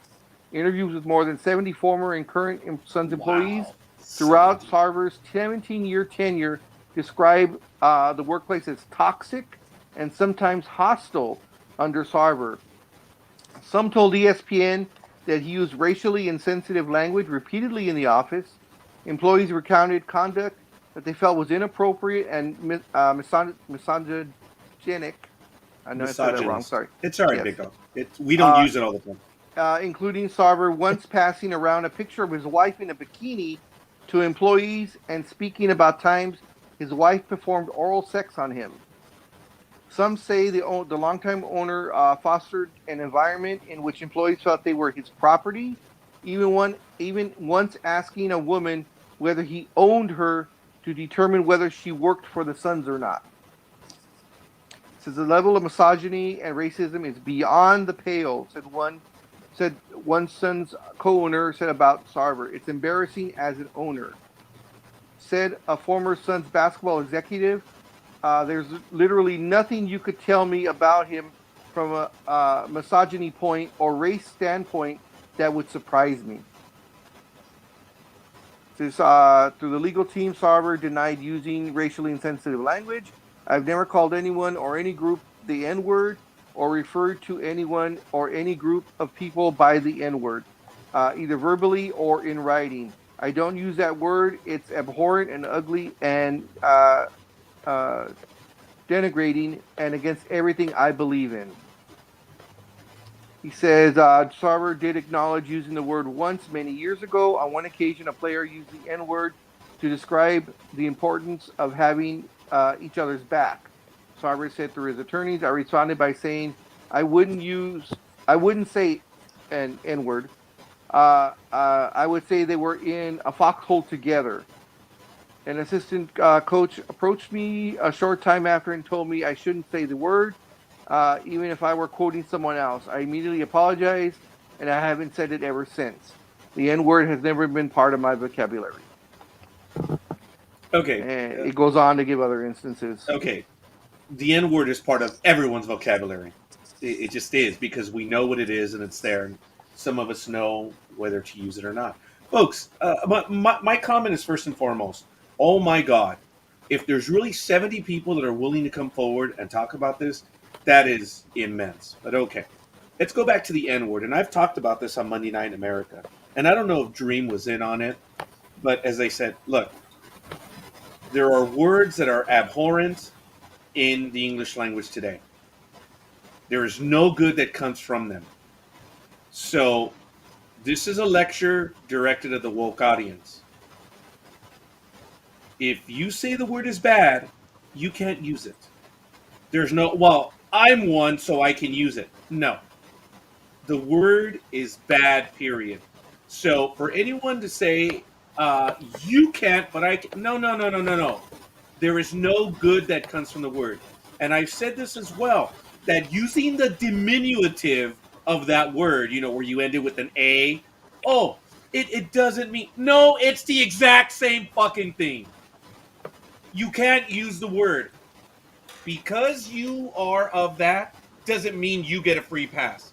In the same way that I, as a Latin, cannot use words as well. I don't use words to denigrate my culture, my ethnicity. I know they're bad. I'm not going to use them. I'm not going to use that word to denigrate or rip someone's ethnicity. It's a bad word. There's no good that comes from it. So if you're going to say, well, I can say it, but you can't. No, no, no, no, no. If you can say it, I can say it.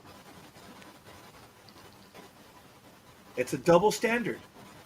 So the word really has no meaning. It just means you're offended by it because you don't like it, but yet you use it. Okay? Again, that may not apply exactly in this situation. This is directed at the woke audience. It's you can't use it, period. So anyone who says that I can and you can't, no, no, no, no, no. It is a horrid and wretched word. Big Dog, are there any people that have come out and stated that they were interviewed for that article and stuff like that? Has anyone put their names to it yet? ESPN isn't divulging the names, but the ESPN article, that they interviewed over 70 people. So, okay, well, you know what? I've interviewed 100 people in my entire life, but if I don't give out names, okay. although I mean, this could be. They may not be giving out the names because now it is a legal thing. So there is a law firm already investigating this. So they may be keeping those names private for that in case there's future litigation. Yeah, and the reality is that even though they may not be part of the Suns organization, they could be working somewhere else. Exactly. So I'm not going to rip the fact that they don't give the names, but eventually we do have to know. Just because you say it's 70 doesn't mean it's 70. But I'm not willing to rip ESPN on this one because usually ESPN doesn't F up on this stuff. They mess up when they let their hosts live at 2, 3 in the morning and they say stupid stuff. Oh, by the way. All right, guys. I gotta get running, man. I gotta try to get some sleep. Take care. You guys have fun. It's been a blast. Thank you so much for everything, guys. Peace. Later, guys. Thanks, Stream. We'll see you. Big Dog, what more did you want to add to that and your personal comment as well? I mean, I'm along lines as you. I mean, this has got to stop. I mean, it takes something that evidently this has been going on for 17 years. So it took someone's courage to come forward to ESPN or whoever they went forward to, that ESPN got a hold of this and decided to start investigating. And you are right. I mean, ESPN usually doesn't screw up when they do an investigative series or an investigative article. They are usually very good at what they do. So when they do that, so they put their top people on it, and usually it's very well written, very well investigated, backed up, so on and so forth. So something's going to come of this. Who knows if he's going to remain? If they try to oust him as an owner, but that of course is way down the line. We have to see. I mean, I figure we won't hear anything for at least 6 months for this law firm to complete its investigation and report to Adam Silver. And then Silver's probably going to have to get with the board of governors, which is all the owners, and say, hey, this is what we found out. This is the press release we're going to give. You know, what are we going to do from here? Okay. The only difference between this owner of Phoenix and the former owner of the Clippers is the text messages that we clearly saw. Yeah. Silver got rid of them like that. If there is proof, Silver can get rid of them a lot sooner. Yeah. So, but let's go to the matter at hand. Okay, the accusations have been made. He's innocent until proven guilty. I number one is 17 years a hostile work environment. I can understand that people keep their mouths shut because if they go on record, folks, the reality is their career's over. Doesn't matter who you are. You speak once, and if you don't have a secure job, you're done. People will retaliate. And they'll retaliate in the way that, okay, well, this person spoke of what happened over there. If I bring them aboard, who knows what they'll. Yeah, it's. I'm not going to say it's the unwritten rule or law, but once you go on record, you're pretty much done.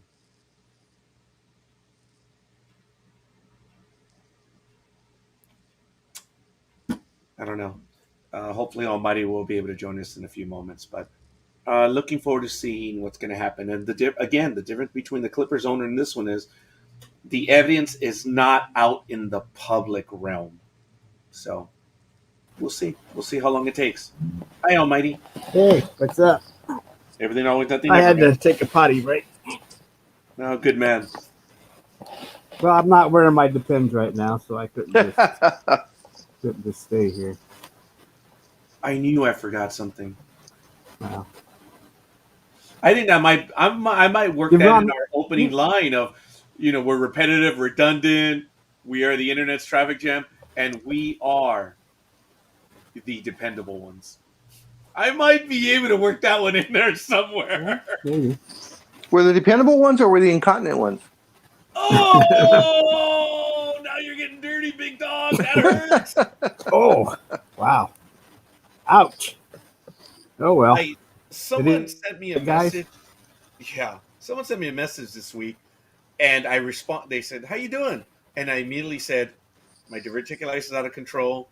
My back, my hip, and my stomach. I am hurting. All my muscles and everything for my accident, and I realized I told myself, oh my God, I'm a senior citizen already." Because when people ask how you're doing, you usually say whatever. But when you're older, you always say, "Oh, my back hurts. Oh, this." Like, oh my God, I've gotten there. I am there. Oh, I'm old. Well, I could have told you that when you kept complaining about get off my grass.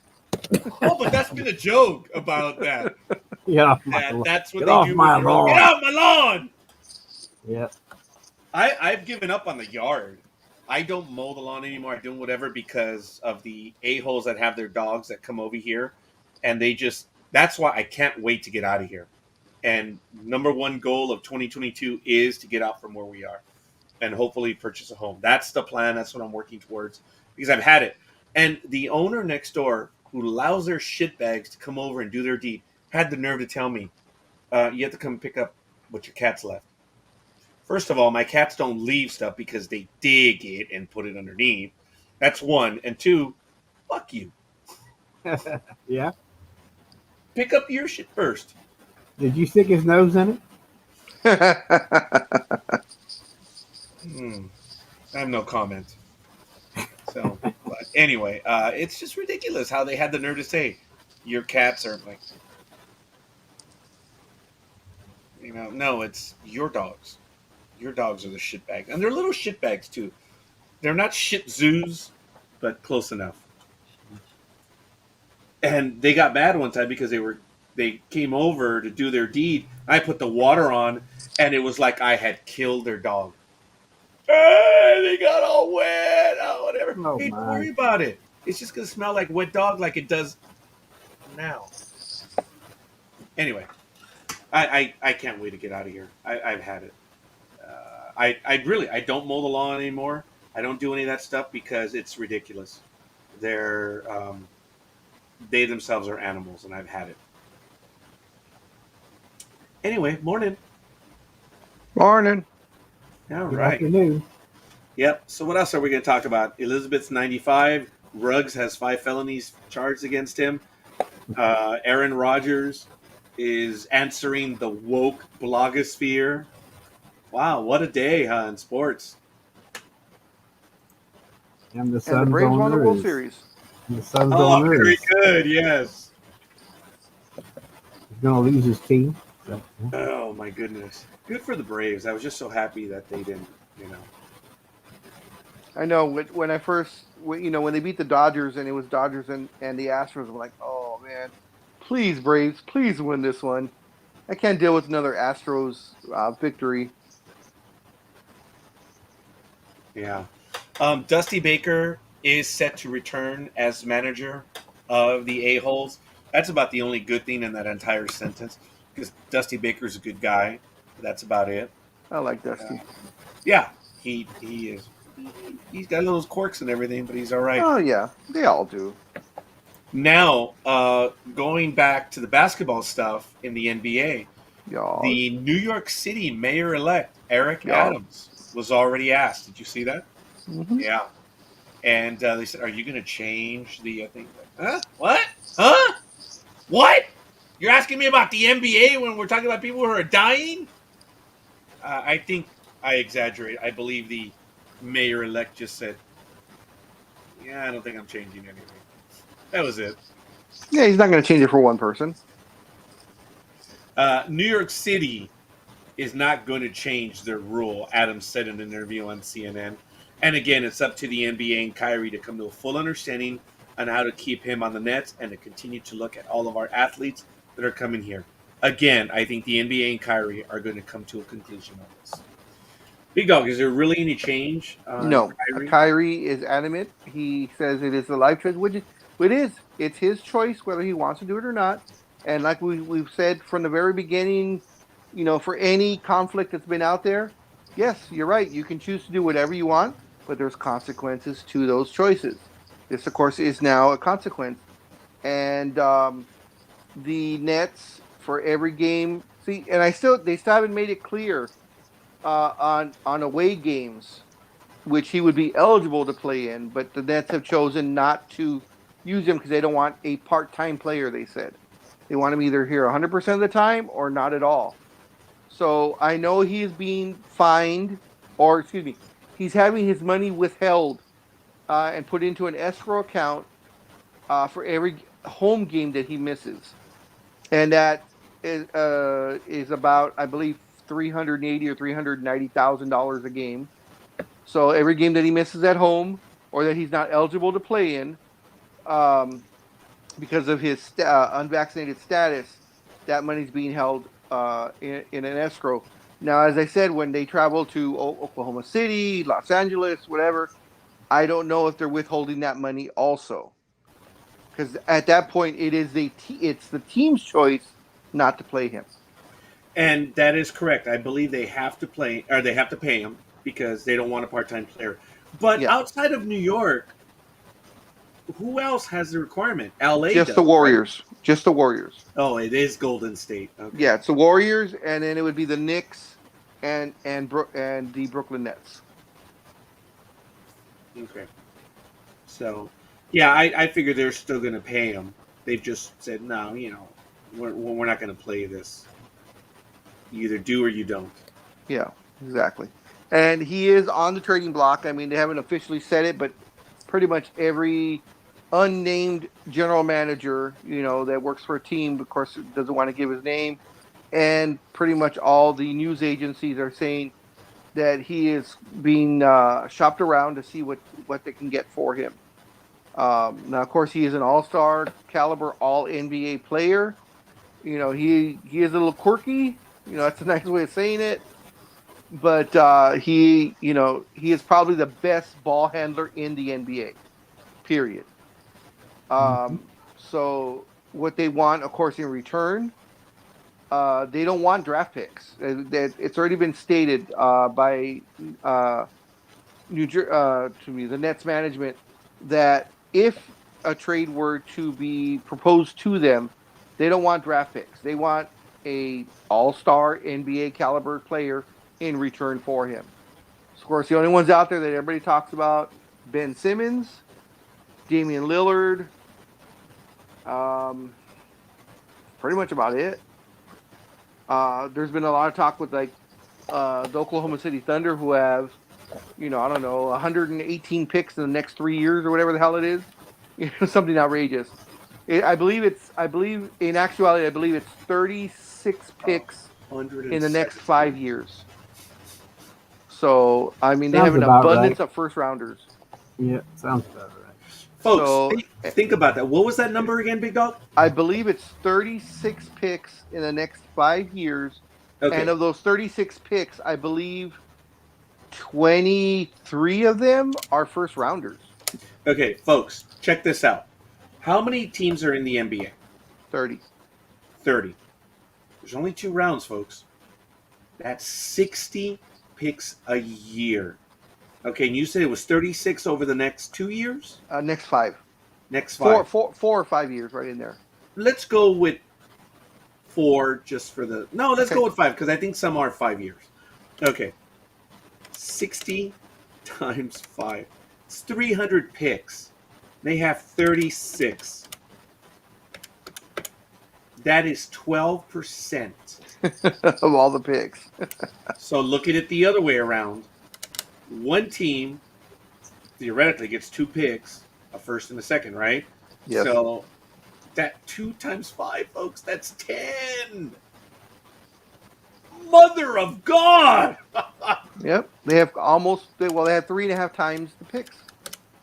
The normal amount. Each team has 3.3 of total picks. 3.3% of the total picks per team over the 5-year period. They have... I think you said it's 14.5? 12.5. 12. Solid 12%. Almost, clearly 3 times more, almost 4 times more. Yep. That's crazy. I think the team is going to be well built for the next decade and a half. Well, no, sorry. I didn't mean to say that. They have the armament to be Yes, a because I was going to dynasty say, team for the next 10 to 20 years. Because I was going to say, but what will they do with it? I mean, because don't forget, I mean, they had Westbrook, Durant, and Harden for 5 years or so, 4 years or so, and all they got out of it was one finals appearance. That's a hell of a team there. Yeah, but they like I said, they have the picks to do it, and I believe they'll do well. I mean, Sam Presti's does a very good job being general manager. But as back to Kyrie Irving, like I said, there's only a probably less than 5 players out there that you can trade straight up for Kyrie Irving. As I said, the Nets do not want picks. They want someone now because, of course, they were building for the championship run, last year, but there was injuries. This year they were like, okay, we're ready to go, and all of a sudden Kyrie throws that curveball and says, "Okay, guys, I'm not vaccinated. I'm not gonna get vaccinated.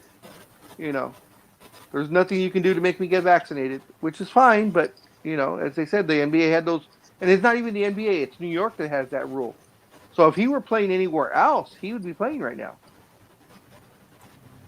or any other place except the Warriors. But there's some talk maybe Washington where they'll trade John Wall for him.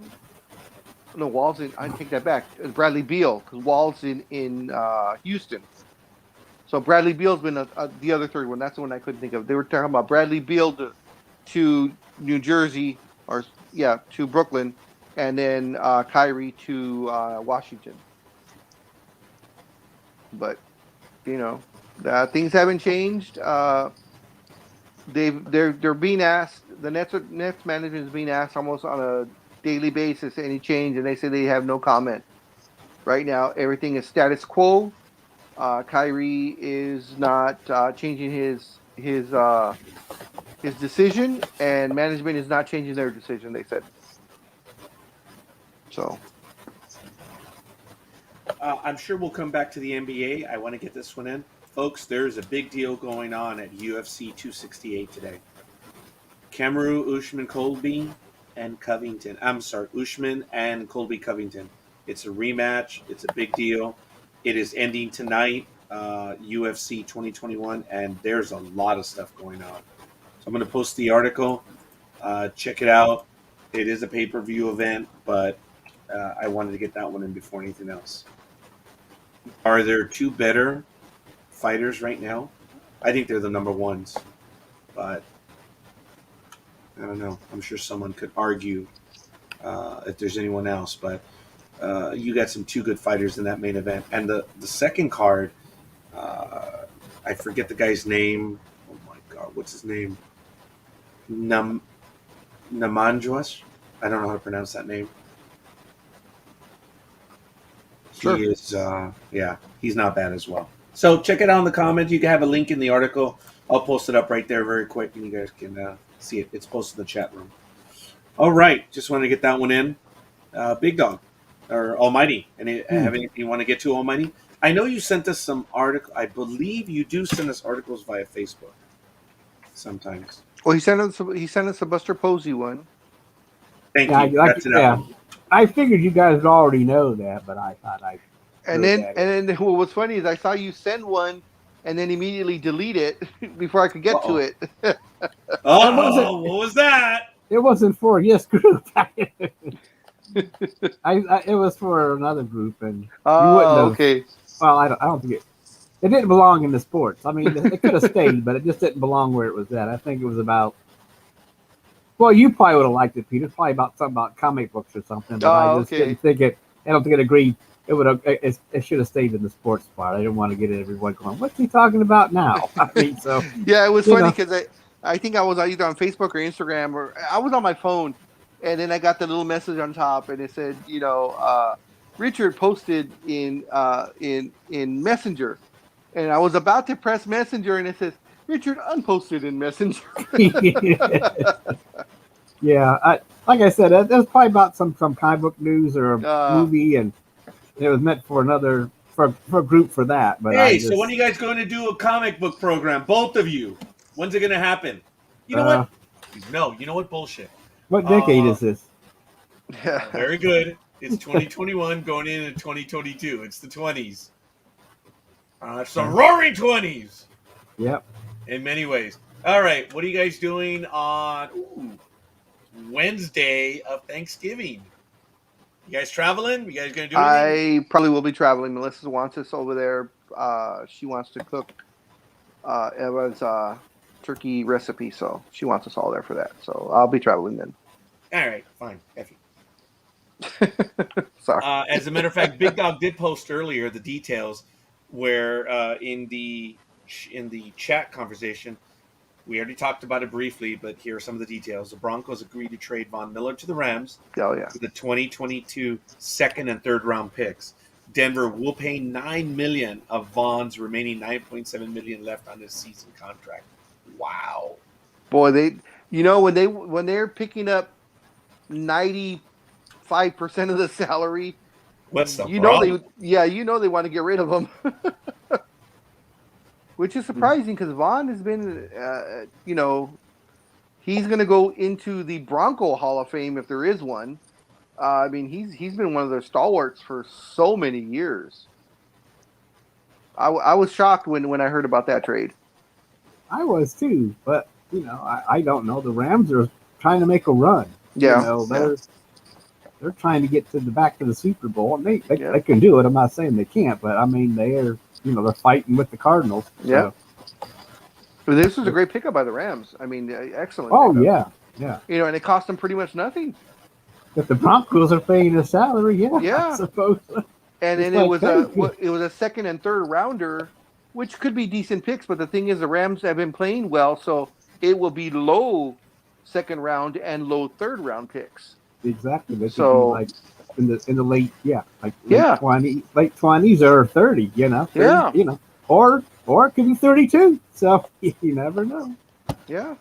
But it still gives them two picks, at least in some of those rounds. But hey, they made the trade. Let's see where it goes. And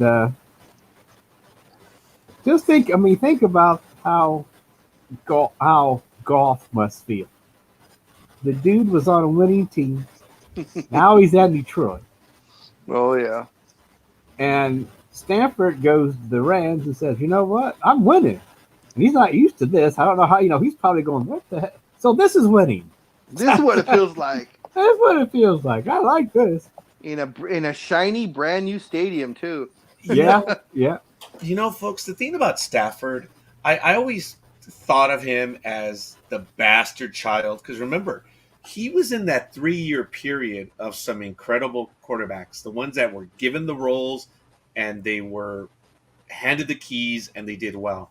And Stafford was always a dangerous quarterback. He could make that team win by his passing alone. And he's been a good quarterback, but he was on that team for the longest time.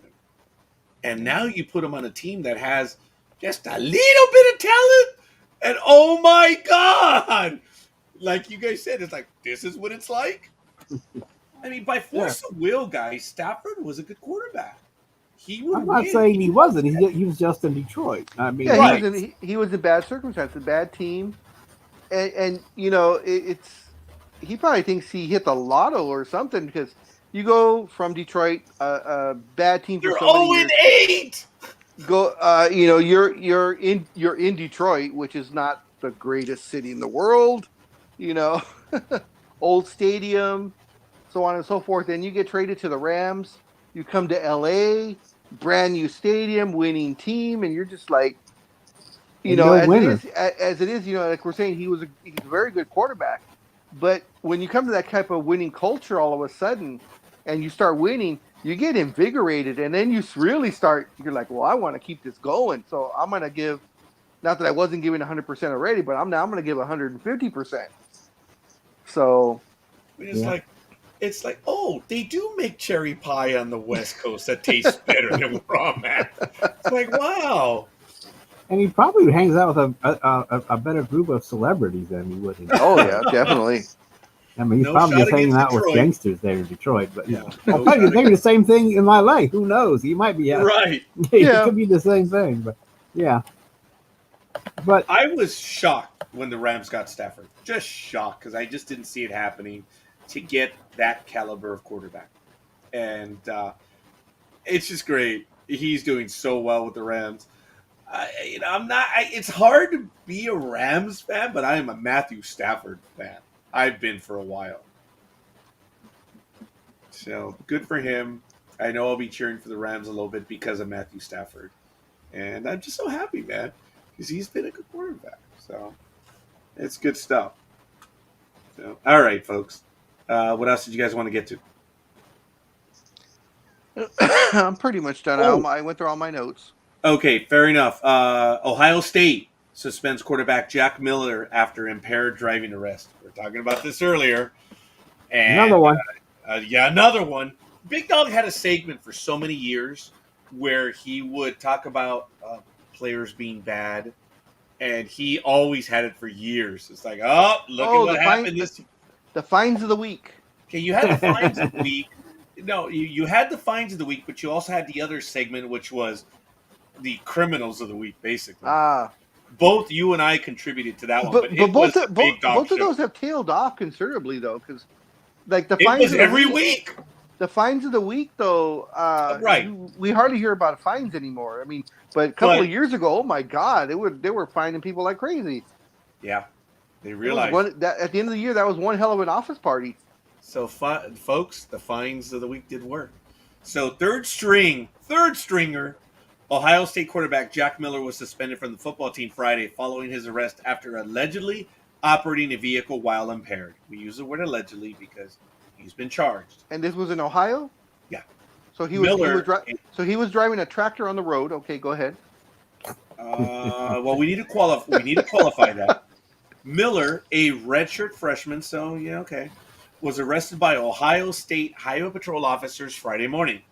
According to the police report, Miller refused a breathalyzer test here in California, that's like, oh, that's automatic. It's automatic 1 year suspension. Yeah. And was also cited for driving in marked lanes. Okay, I know how it sounds, but for those who are driven, we know what it is. It sounds funny. He was released from custody Friday and was issued a summons to appear in court for the offense. I have a question. It says he's a third string quarterback, but yet you said he's a redshirt freshman. My understanding from back in the day, when you were redshirt, you didn't play that. You didn't play because you were not eligible to play. So how could he? I mean, unless it's changed, and I don't know with football. I know with basketball, that's what that used to mean. You redshirted your first year, which you didn't play. But if he's a redshirt freshman now, is he playing or not? Yeah, he's come in to do some cleanup. Oh, okay. So you still play when you're redshirt. Okay. Then Well, at least changed. I guess that's what the article said. He came in and did some cleanup because how college is. They play a team and by the third quarter they're up 100-0. So you send in the third stringer to see what he's doing. But yeah. So anyway, he was getting some playing time. Yes. Okay. Yeah, as a matter of fact, Ohio State confirmed in a statement that Miller has been suspended, but did not specify length of team or parameters for the suspension. Miller has attempted 14 passes this season, completing 7 for 101 yards.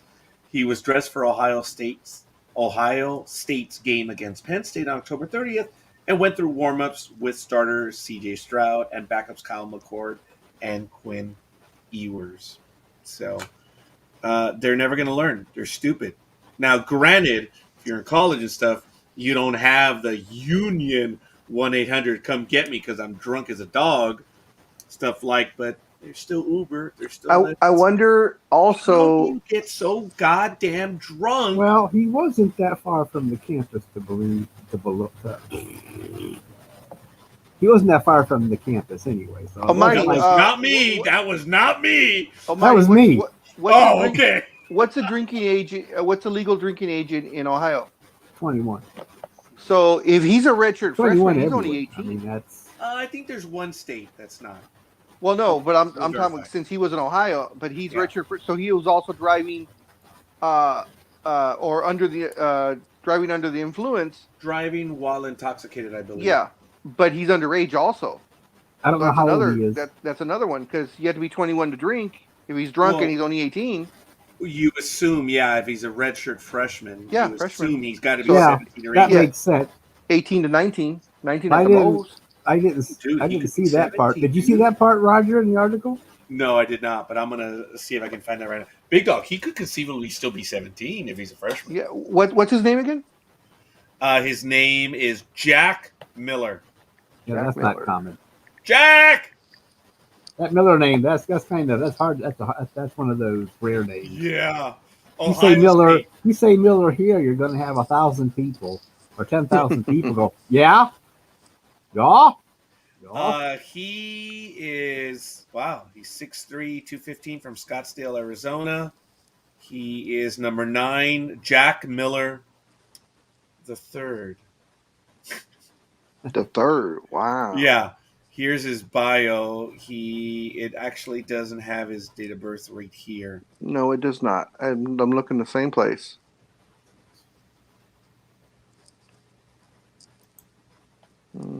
Says freshman class, but that doesn't mean all that much. Yeah, but it still hasn't put him underage. I mean, a 21-year-old freshman. Yeah. I'm just saying. I mean, that's all. I mean. They did. I mean that charge may be added later if it's not there now. Because I don't know what that. Say. I don't know what that carries. He's in trouble. Well, yeah, that the influence, and plus if he's underage, he's going to be in a lot of trouble too. I mean, that's going to be a double whammy. He'll lose his license for sure for the influence. I mean, he will lose that license. But underage drinking, that never happens in college. Well, no, I no, but anywho, check this out. Yeah, it's just stupid. It's a waste of time. I don't know if you guys got this, but football schools spent over 533.6 million in what they call dead money over 10 years. So it's kind of nice to see this article. It was posted on ESPN yesterday. November can be a cold and expensive month in college football. A number of coaches nationwide remain on the hot seat 2/3 of the way through the season, which has already seen 8 football bowl subdivision head coaches out of a job and owed what they call dead money, money owed to fulfill their contracts. From January 1st, 2010 to January 31st, 2021, public universities and FBS conferences paid out more than $533.6 million in dead money to head coaches and assistant coaches in football and men's and women's basketball, according to an analyst of financial records obtained by ESPN through open state records logs.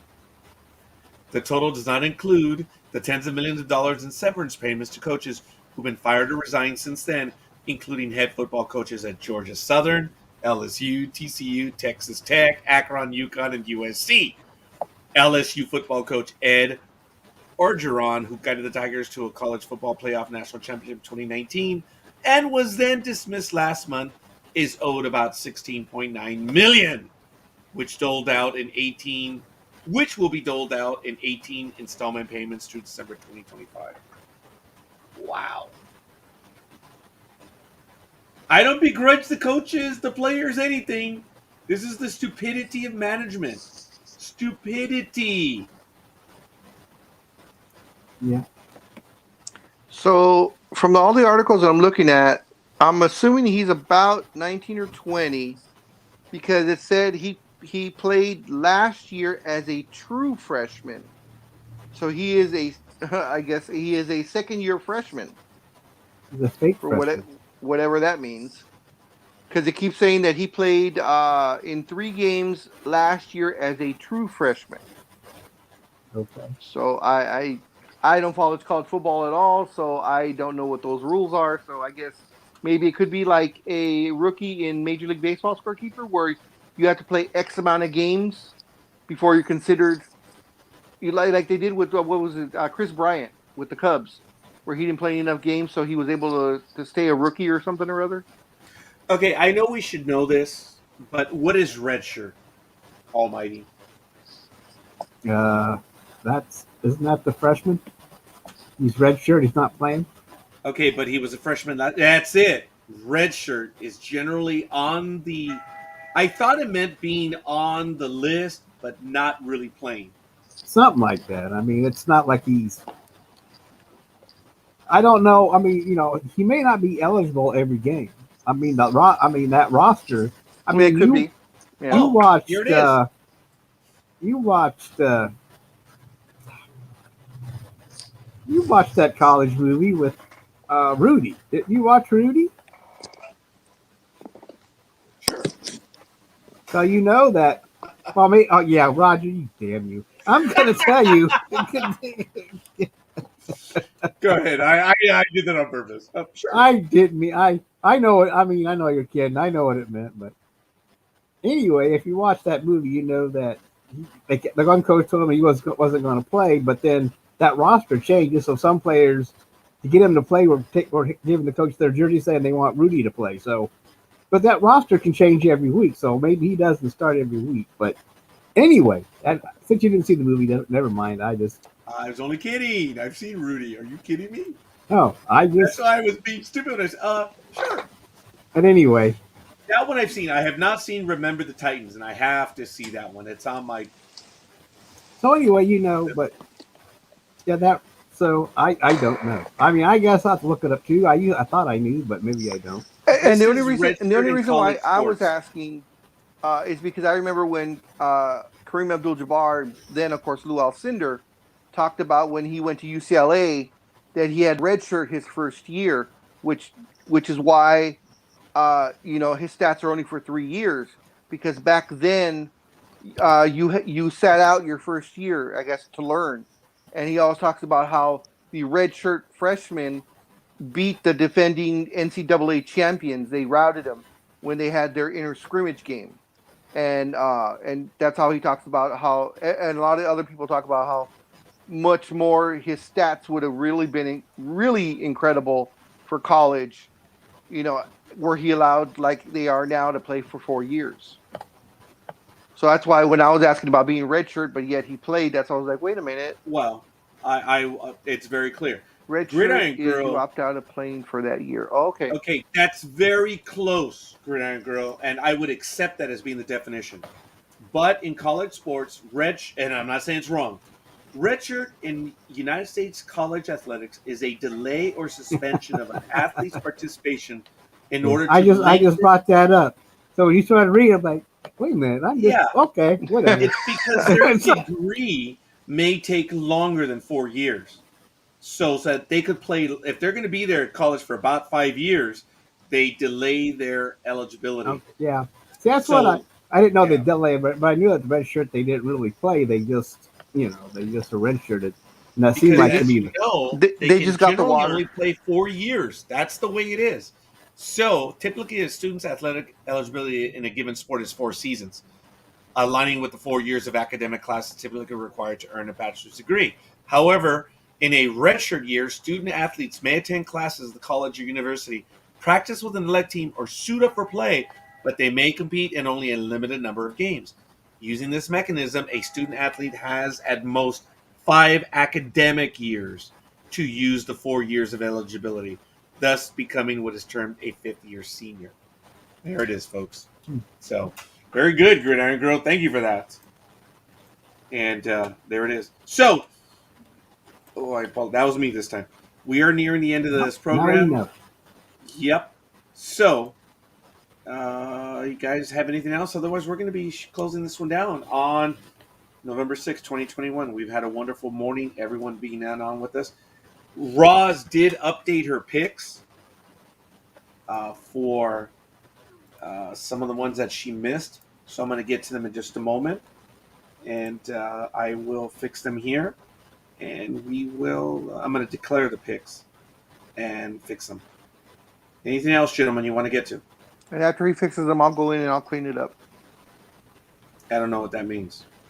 So Rosalind is going with the Saints. So there we go. Everyone went with the Saints on that one. Wow. She's also going with the Cowboys. Oops. And she's going with the Ravens. I kind of thought she would. She also went with the Patriots. Wow. Sergio was the only outlier now when he went with the Panthers. Okay.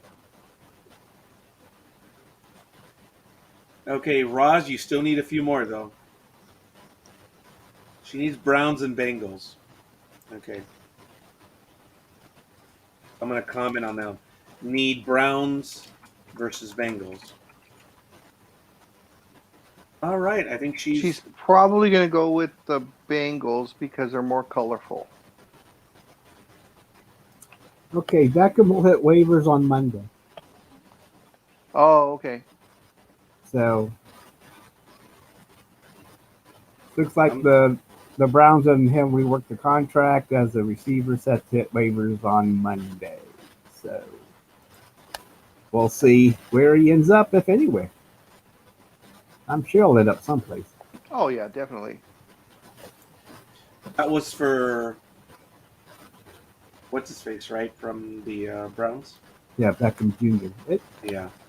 But, I'm not disappointed because he didn't really do much.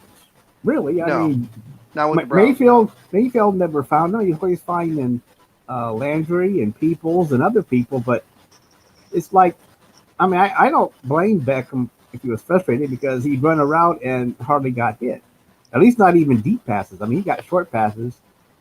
But anyway, it didn't hurt. I don't think it affects the team. I know him and Landry were friends, but it's a business, so he understands that, what happens there. So Landry shouldn't hold it against him. And if I'm not mistaken, he also requested to be traded or released because of his contract, the way it was built.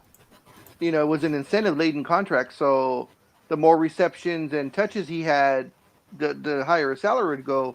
And I think at the time he'd only had something like 8 catches for 86 yards or something.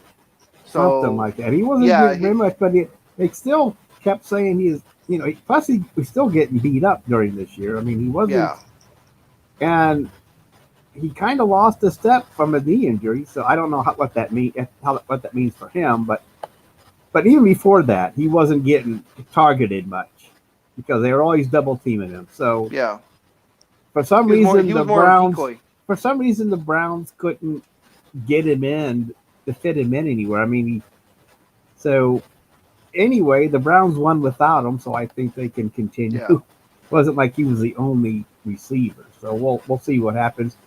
But I hope he does find a good team and get some success, except against the Browns, of course. But I hope that. Scorekeeper, I'm going to listen to the broadcast later. I'm sorry. I could have sworn Roz said the Bengals because I thought all the girls went with. Because I remember Aisha called them the Tigers, and I believe Gridiron Girl went with them also. And I thought Roz was the third person, but just keep it open for now. And if I am correct, I'll go ahead and add her. Well, she joined us late because I have all of her picks up until there. So, Big Dog, you're more than likely right on. That's why I ask everyone to please review these because, folks, I'm writing them all down. I'm listening to everyone, seeing the comments, and then other people come in later. I'm always trying to catch up. That's why, please review them, correct them. Almighty, you're a gentleman and a scholar because Big Dog would have done it. I would have done it. Gridiron Girl would have done it too. But we weren't put in the spot. You were given like 10 or 11 more wins than you actually had.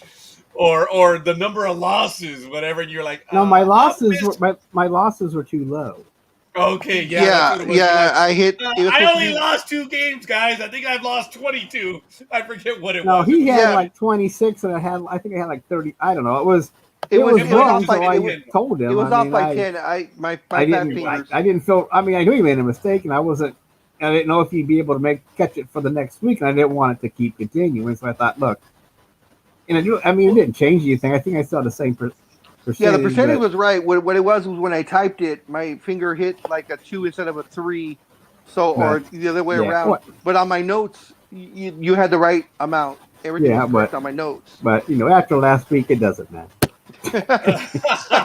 Hey, you never know. You might go 14-0 this week.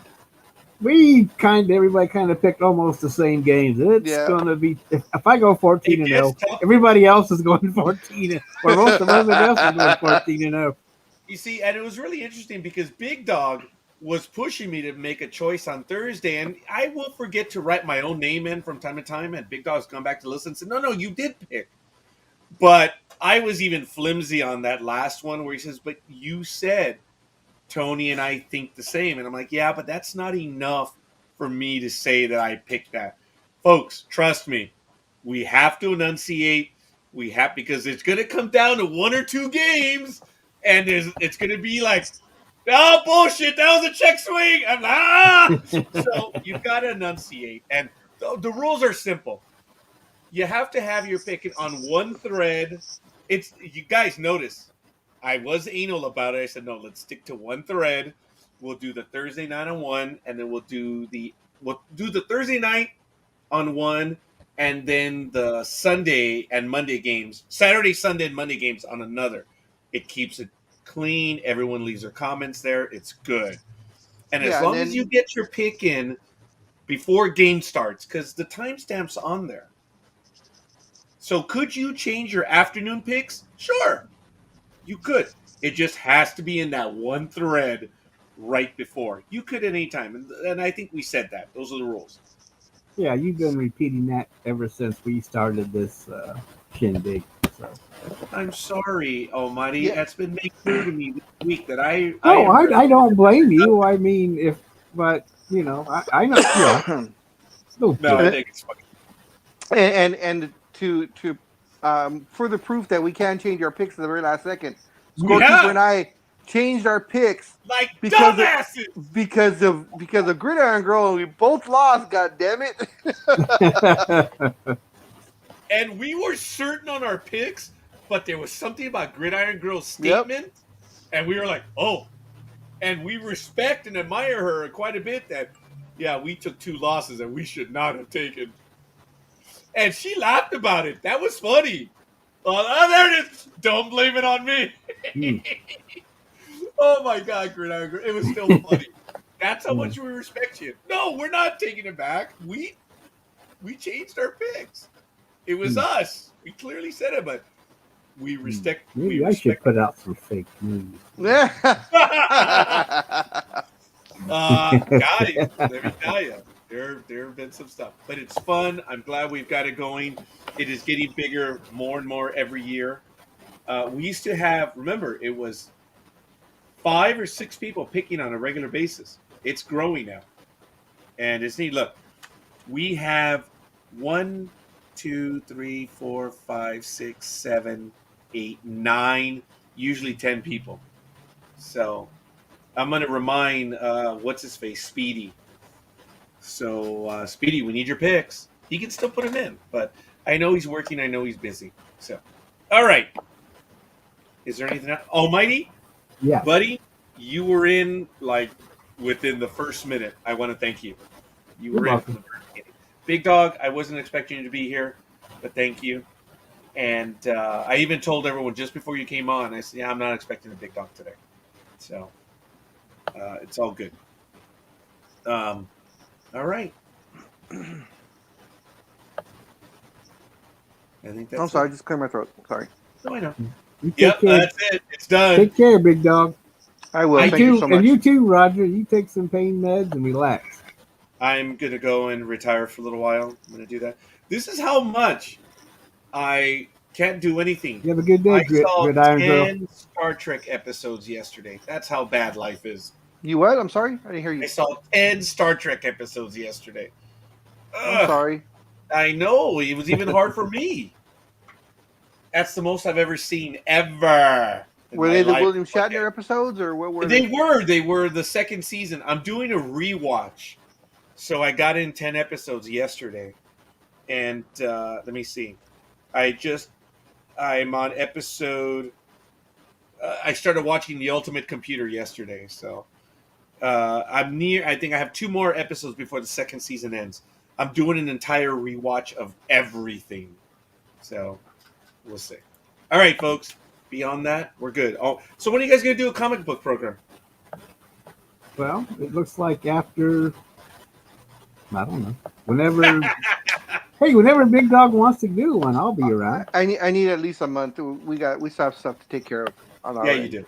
I mean, I understand that, but I mean, it could be. Oh yeah, no, I don't know if we even be in December. I mean, it might be the beginning of the year if he needs a month and holidays and stuff. So I don't know. Like I said, when Big Dog's ready. What works best for you, pal? Is it a weekend?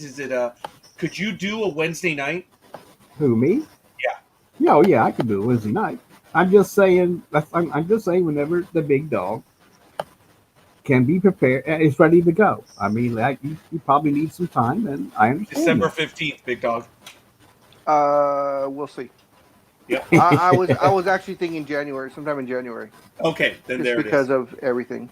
All right. Holidays and things going on. That makes sense. Yeah, it's gonna be hard. It's gonna be real hard. Shit.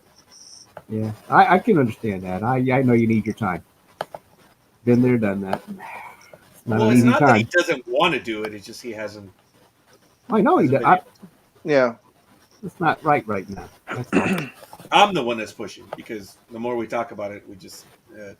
I'm going to see if I can slip in a joke night. Michael Day, God bless him. He's scheduling some big guests. Look, you know who we had last week, a wonderful author. And then this Sunday, we have Vic Mignogna, who is probably the voiceover actor of the last 10, 15 years. So you have him on tomorrow?